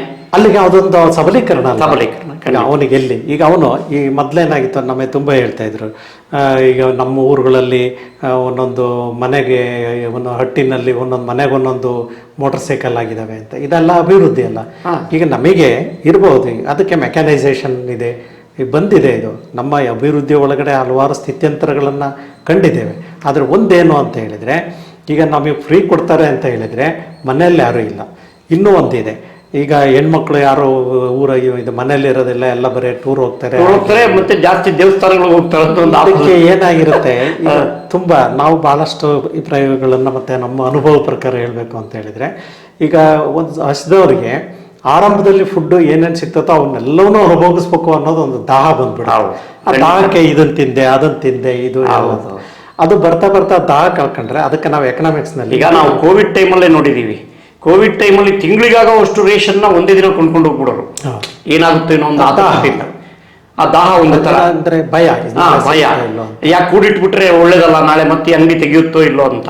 ಅಂದ್ರೆ ಆ ಒಂದು ಸ್ಥಿತಿ ಸ್ವಲ್ಪ ಸಮಾಜದಲ್ಲಿ ಜಾಸ್ತಿ ಇದೆ ಅಂತ ಇಲ್ಲಿ ಇದೆ. ಈಗ ಫ್ರೀ ಕೊಡ್ತಾರೆ ಅಂತ ಹೇಳಿದ್ರೆ ಏನಾಗ್ತಾ ಇದೆ, ಬಸ್ಗಳಲ್ಲಿ ನಾವು ಓಡಾಡಿದ್ರು ನಾವೀಗ ಕೆಂಪು ಬಸ್ಗಳಲ್ಲಿ ಓಡಾಡೋದಕ್ಕಾಗಲ್ಲ, ಅಷ್ಟು ಜನ ಹೆಣ್ಮಕ್ಳು ಇರ್ತಾರೆ ಹಾಗೆ ಅಂತ ಅನ್ನೋಂಥದ್ದು. ಹೋಗೋರೆಲ್ಲ ಎಲ್ಲಿ ಹೋಗ್ತಾರೆ, ದೇವಸ್ಥಾನ ನೋಡಿಲ್ಲ ಅಂತ ದೇವಸ್ಥಾನಗಳು ಹೋಗ್ತಾರೆ. ಹೌದು, ಇಲ್ಲಿ ಆದಾಯ ಅವ್ರ ಖರ್ಚುಗಳೆಲ್ಲನೂ ದೇವಸ್ಥಾನಗಳಲ್ಲಿ ವ್ಯಯ ಮಾಡ್ತಾರೆ. ಹೋಗ್ತಾರೆ. ಹೋಗ್ಬೇಕಾದ್ರೆ ದಾರಿಯಿಂದ ಒಂದೇನಾದ್ರು ತಿಂಡಿ ಕೊಂಡ್ಕೊಂಡ್ರು ಅಂದ್ರೆ ಅಲ್ಲೊಂದು ಬಿಸ್ನೆಸ್. ಅದಕ್ಕೆ ನಾನು ಆಗ್ಲೇ ಹೇಳಿದ್ದು, ಎವ್ರಿ ಎಕ್ಸ್ಪೆಂಡಿಚರ್ ಜನರೇಟ್ಸ್ ಇನ್ಕಮ್. ಪ್ರತಿಯೊಂದು ಖರ್ಚು ಕೂಡ ಆದಾಯವನ್ನು ನಿರ್ಮಾಣ ಮಾಡುತ್ತೆ. ಆ ಪ್ರತಿಯೊಂದು ಆದಾಯನೂ ಕೂಡ ಖರ್ಚು ಮಾಡೋದಕ್ಕೆ ಒಂದು ಸಬಲೀಕರಣವನ್ನು ಕೊಡುತ್ತೆ. ಆದರೆ ನಾವು ಇದನ್ನು ಸ್ಟಡಿ ಮಾಡಿದರೆ, ಸಂಶೋಧನೆಗೆ ಇದನ್ನೆಲ್ಲ ಬಹಳಷ್ಟು ಸ್ಟಡೀಸ್ಗಳು ನಡೀತಾ ಇದೆ ಈಗ ಆಲ್ರೆಡಿ. ಇವುಗಳ ಬಗ್ಗೆ ಎಲ್ಲ ನಾವು ಮಾಡಿದರೆ ನಾವು ಯೋಚನೆ ಮಾಡಬೇಕಾಗಿರೋದೇನು ಅಂದರೆ, ಈಗ ನಮಗೆ ಉಚಿತವಾಗಿ ಸಿಗ್ತಾ ಇದೆ ಅಂತ ಹೇಳಿ ಒಂಚೂರು ಕನ್ಸಂಪ್ಷನ್ ಜಾಸ್ತಿ ಇರ್ಬೋದು. ಕೆಲವ್ರು ಏನು ಹೇಳ್ಬೋದು, ಇದ್ಯಾವುದನ್ನು ನೀವು ಕೊಡ್ತಾ ಇರೋದು ಜಾಸ್ತಿ ಆಗ್ತಾ ಇದೆ, ಇದನ್ನು ಬಿಟ್ಟು ಇನ್ನೊಂದು ಕೊಡಿ ಅಂತ ಕೇಳ್ಬೋದು. ಅಂದರೆ ಕೇಳಿದ್ದೆಲ್ಲ ಕೊಟ್ಕೊಂತ ಹೋದರೆ ಹೇಗೆ, ಅದು ಎಲ್ಲವರೆಗೂ ಕೊಟ್ಕೊಂತ ಬರೋದಕ್ಕಾಗುತ್ತೆ ಅಂದರೆ ಒಂದು ಹಂತದವರೆಗೂ ಕೂಡ ಅವರು ಇನ್ನೊಬ್ಬರ ರೀತಿಯಲ್ಲಿ ಒಂದು ಸಮಾನವಾಗೋ ಅಥವಾ ಈ ಬೇಡ ಅಂದರೆ ಒಂದು ಸುಸ್ಥಿರವಾದಂಥ ಈ ಶೋಷಣೆ ಅನ್ನುವಂಥ ಅರ್ಥ ಇಲ್ಲದೆ ಇರುವಂಥ ಬದುಕು ಅಷ್ಟರ ಮಟ್ಟಿಗೆ ಕೊಟ್ಕೊಂತ ಬರ್ಬೋದು. ಅದೇ ಶಾಶ್ವತ ಏನು ಅಲ್ಲ, ಆಗಿರೋದಿಲ್ಲ. Okay okay sir. ಸೊ ಈ ಒಂದು ಗ್ಯಾರಂಟಿಗಳ ಒಂದು ಸಂದರ್ಭ ಮತ್ತು ಗ್ಯಾರಂಟಿಗಳ ಬಗ್ಗೆ ಬರ್ತಕ್ಕಂಥ ಟೀಕೆಗಳು, ಇದೆಲ್ಲದರ ಮಧ್ಯೆನೂ ಕೂಡ ಸಿದ್ದರಾಮಯ್ಯನವರ ಸರ್ಕಾರ ಖಂಡಿತ ಗ್ಯಾರಂಟಿಗಳನ್ನ ಸೂಕ್ತವಾಗಿ ಜಾರಿ ಮಾಡಿ ಸಾಕಷ್ಟು ಜನ ಅದರ ಫಲಾನುಭವಿಗಳಾಗಿ ಇವತ್ತು ಕರ್ನಾಟಕದಲ್ಲಿದ್ದಾರೆ.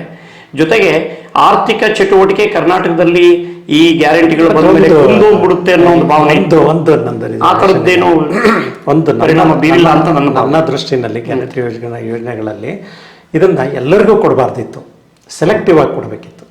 ಯಾವುದೋ ಎಲೆಕ್ಟ್ರಿಸಿಟಿ ಇದೆ 200, ನನಗೂ ಇದು ಎಲ್ಲೋ ಇನ್ನೂ ಇವತ್ತು ಆಗ್ತಾರೆ. ಸಿದ್ದರಾಮಯ್ಯವರು ಅವರೆಲ್ಲನೂ ಮಾತಾಡಿದ್ದು ನನಗೂ ಫ್ರೀ, ನಿನಗೂ ಫ್ರೀ, ನಿನಗೂ ಫ್ರೀ ಅಂತ ಹೇಳಿ. ಇದು ಬಹುಶಃ ಒಂದು ರಾಜಕೀಯ ವಾತಾವರಣದಲ್ಲಿ ಇದೆಲ್ಲ ಬಂದು ಸಾಮಾಜಿಕ ಜಾಲತಾಣದಲ್ಲಿ ನೀವು ಖಂಡಿತ ಅದು ಹಾಗಾದ್ರೆ ಅಗತ್ಯ ಇಲ್ಲ. ಈಗ ನನಗೆ ಯಾರಿಗೆ ಅಗತ್ಯ ಇದೋ ಅವರಿಗೆ ಗ್ಯಾರಂಟಿಗಳು ಸಿಗಬೇಕಾದ. ಆಮೇಲೆ ಬಹಳಷ್ಟು ಡಿಮ್ಯಾಂಡ್ ಮಾಡ್ತಾ ಇರೋದು ಏನು ಅಂದ್ರೆ, ಯಾರಿಗೆ ಸರ್ಪ್ಲಸ್ ಇದೆ, ಯಾರ ಹತ್ರ ಹೆಚ್ಚು ಇದೆ, ಅವರೇ ನಮಗೆ ಬೇಕು ಅಂತ. ಖಂಡಿತ ಅಲ್ಲ. ಇನ್ನೊಂದೇನು ಅಂತಂದ್ರೆ, ಬಹುಶಃ ಸಹಜವಾದ ಮನುಷ್ಯನ ಗುಣ ಏನು ಅಂತಂದ್ರೆ, ಫ್ರೀ ಕೊಟ್ರೆ ಕೊಡಿರ್ಲಿ, ನನಗೊಂದಿರ್ಲಿ, ನಮ್ಮ ಅಪ್ಪನಿಗೊಂದಿರ್ಲಿ ಅಂತ ಒಂದು ಗಾದೆ ಇದೆ. ನಮ್ಮ ಶಿಕ್ಷಣ ಅದನ್ನ ನಿಯಂತ್ರಣ ಮಾಡ್ಬೇಕು. ನಮ್ಮ ಶಿಕ್ಷಣ ಹೇಗಿರ್ಬೇಕು ಅಂದ್ರೆ, ನನಗಿದಿದೆ ಇನ್ನೊಬ್ರಿಗಿಲ್ಲ, ಇನ್ನೊಬ್ರಿಗೆ ಸಿಗೋವರೆಗೂ ನಾನು ಇನ್ನೊಂದನ್ನು ಅತಿ ಆಸ್ಪೈರ್ ಮಾಡಬಾರ್ದು ಅನ್ನುವಂಥ ಒಂದು ಭಾವನೆ. ಗಾಂಧೀಜಿ ಒಂದು ಮಾತು ಹೇಳ್ತಾರೆ, ಬಹುಶಃ ನಿಮ್ಮ ಮಾತಿಗೆ ಪೂರಕವಾಗಿ ಆಗ್ಬೋದು ಅಂತ ನಾನು ಇಲ್ಲಿ ಪ್ರಸ್ತಾಪ ಮಾಡ್ತಾ ಇದ್ದೀನಿ. ನಮಗೆ ಅಗತ್ಯವಿಲ್ಲದ ಯಾವುದೇ ವಸ್ತುಗಳನ್ನು ನನ್ನ ಹಣದಿಂದ ಕೊಟ್ಟು ತಂದ್ರು ಅದು ಕಳ್ಳತನ ಮಾಡದಂತೆ ಸಮಾಜದಲ್ಲಿ ಅಂತ ಗಾಂಧೀಜಿ ಒಂದು ಮಾತನ್ನ ಹೇಳ್ತಾರೆ. ಸೊ ಹಾಗಾಗಿ ನಮಗೆ ಅಗತ್ಯ ಇದೆ. ಅದು ಬೇರೆ, bread without labour is A stolen bread. ಆದರೆ ಇನ್ನೊಂದು ನಮಗೆ ಇದಕ್ಕೆ ಸ್ಫೂರ್ತಿ ಆಗುವಂಥದ್ದೇನು, ಇವತ್ತು ನಾವು ಗಾಂಧೀಜಿನೇ ಕೈ ಬಿಡ್ತಾ ಇದ್ದೀವಿ. ಗಾಂಧೀಜಿ ಏನು ಹೇಳಿದರು, we have everything for the needs, not for the greeds ಅಂತ. Needs of us. ಖಂಡಿತ ಬಹಳ ದೊಡ್ಡ ಮಾತು, ಅದು ದೊಡ್ಡ ಮಾತು, ದೊಡ್ಡ ಮಾತು. ಇದನ್ನ ನಮಗೆ ನೀಡ್ಸನ್ನು ಗ್ರೀಡ್ಸನ್ನಾಗಿ ಮಾಡ್ಕೊಂಡು ಹೋಗುವಂಥ ಶಿಕ್ಷಣ ಪರಿಸರನ ನಾವು ಇಟ್ಕೊಂತ ಹೋದರೆ, ಇಲ್ಲಿ ಬೇಕಾಗಿದ್ದು ರೆಗ್ಯುಲೇಷನ್. ಆಡಳಿತದ ನಿಯಂತ್ರಣ ಅನ್ನುವಂಥದ್ದು, ಸಮತೋಲಿತ ನಿಯಂತ್ರಣ ಅನ್ನುವಂಥದ್ದು, ಅಭಿವೃದ್ಧಿ ಪೂರಕ ನಿಯಂತ್ರಣ ಅನ್ನುವಂಥದ್ದು ಇಲ್ಲಿ ಎಕ್ಸರ್ಸೈಸ್ ಆಗಬೇಕಾಗಿದೆ. ಖಂಡಿತ ಬಹಳ ಸುದೀರ್ಘವಾದ ಚರ್ಚೆಯೊಂದಿಗೆ ನಮ್ಮೊಂದಿಗೆ ತಾವು ಭಾಗವಹಿಸಿದಿರಿ ಮತ್ತು ಸಾಕಷ್ಟು ಆರ್ಥಿಕ ಚಿಂತನೆಗಳನ್ನು ನಮ್ಮ ಶ್ರೋತೃಗಳಿಗೆ ನೀವು ಉಣಬಡಿಸಿದಿರಿ. ಖಂಡಿತ ಈ ಎಲ್ಲ ನಮ್ಮ ಚರ್ಚೆ, ತಮ್ಮ ವಿವರಣೆ, ತಮ್ಮ ವಿಶ್ಲೇಷಣೆ ಖಂಡಿತ ಒಂದು ಹೊಸ ಆರ್ಥಿಕ ನೀತಿಯನ್ನು ನಿಭಾಯಿಸ್ತಕ್ಕಂಥ ಶಕ್ತಿ ಸಮಾಜಕ್ಕೆ ಖಂಡಿತ ಬರಲಿ ಭವಿಷ್ಯದಲ್ಲಿ ಅಂತ BCSuddhi.com ಆಶಿಸುತ್ತೆ. ಮತ್ತು ಗಾಂಧೀಜಿಯವರ ಕೊಟೇಶನನ್ನು ತಾವು ಕೊನೆಯದಾಗಿ ಹೇಳಿದ್ರಿ. ಖಂಡಿತ ಅದನ್ನು ಸ್ಮರಿಸ್ತಾ ತಮಗೆ ಅಭಿನಂದನೆಯನ್ನು ಸಲ್ಲಿಸ್ತಾ ಇದ್ದೀನಿ. ಎಲ್ಲರ ಪ್ರಕೃತಿಯಲ್ಲಿ ಎಲ್ಲರ ಆಸೆಗೆ ಸಿಗುವಷ್ಟು ಸಂಪನ್ಮೂಲಗಳಿದೆ, ಆದರೆ ಎಲ್ಲರ ದುರಾಸೆಗಲ್ಲ ಅಂತ. ಖಂಡಿತ ಇದು ಕೂಡ ಆರ್ಥಿಕ ಚಿಂತನೆಗೆ ಸಂಬಂಧಪಟ್ಟದ್ದೇ ಗಾಂಧೀಜಿಯವರ, ಬಾಪೂಜಿಯವರ ಹೇಳಿಕೆ ಅಂತ ಸ್ಮರಿಸ್ತಾ, ಇದುವರೆಗೂ ನಮ್ಮ ಶ್ರೋತೃಗಳಿಗೆ ಈ ಸಿದ್ದರಾಮಯ್ಯನವರ 16ನೇ ದಾಖಲೆಯ ಬಜೆಟ್ ಬಗ್ಗೆ ವಿಶ್ಲೇಷಿಸಿ ಅದರ ಬಗ್ಗೆ ಉತ್ತಮ ಪ್ರತಿಕ್ರಿಯೆಯನ್ನು ತಾವು ನೀಡಿದ್ದೀರಾ. ತಮಗೆ BCSuddhi.com ಮತ್ತು ನಮ್ಮೆಲ್ಲ ಶ್ರೋತೃಗಳ ಪರವಾಗಿ ಅಭಿನಂದನೆಗಳನ್ನು ಸಲ್ಲಿಸ್ತಾ ಇದ್ದೀನಿ.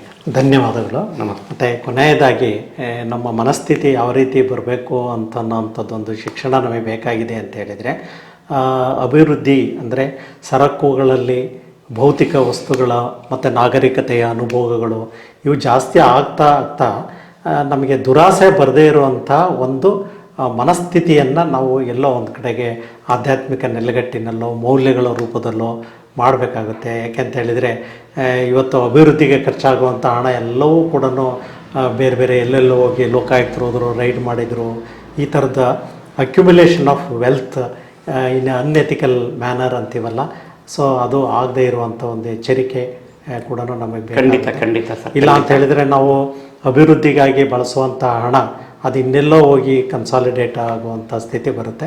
ಇದೆಲ್ಲದಕ್ಕೂ ಕಾರಣ ಏನು ಅಂತ ಹೇಳಿದರೆ, ಒಳ್ಳೆಯದನ್ನು ಮಾಡುವಂಥ ಆಡಳಿತವನ್ನು ಕೊಡುವಂತಹ ಒಂದು ನಮ್ಮ ರಾಜಕೀಯ ನೇತಾರರು ಬೇಕು ಮತ್ತು ಒಳ್ಳೆಯ ಆಡಳಿತವನ್ನು ಬೆಂಬಲಿಸುವಂತಹ ಇತರೆ ರಾಜಕಾರಣಿಗಳ ಒಂದು ಪೂರಕವಾದಂಥ ಬೆಂಬಲನೂ ಕೊಡಬೇಕು. ಅಭಿವೃದ್ಧಿ ವಿಷಯದಲ್ಲಿ ನಾವು ರಾಜಕಾರಣವನ್ನು ಅದು ಕೂಡ ಸ್ವಾರ್ಥ ಮೂಲ ರಾಜಕಾರಣವನ್ನು ಮಾಡಬಾರ್ದು ಅನ್ನುವಂಥ ಖಂಡಿತ ಒಳ್ಳೆಯ ಒಂದು ಚಿಂತನೆಯನ್ನು ತಾವು ಪ್ರತಿಪಾದಿಸಿದ್ದೀರಾ. ತಮಗೆ ಮತ್ತೊಮ್ಮೆ ಅಭಿನಂದನೆಗಳು. BCSuddhi ವಾಹಿನಿ ನನಗಿಂಥದ್ದೊಂದು ಅವಕಾಶ ಮಾಡಿಕೊಟ್ಟಿದ್ದಕ್ಕೆ ಅವರಿಗೂ ಕೂಡ ಬಸವರಾಜು ಅವರಿಗೂ ಕೂಡ ನಾನು ಧನ್ಯವಾದಗಳನ್ನು ಹೇಳ್ತೀನಿ.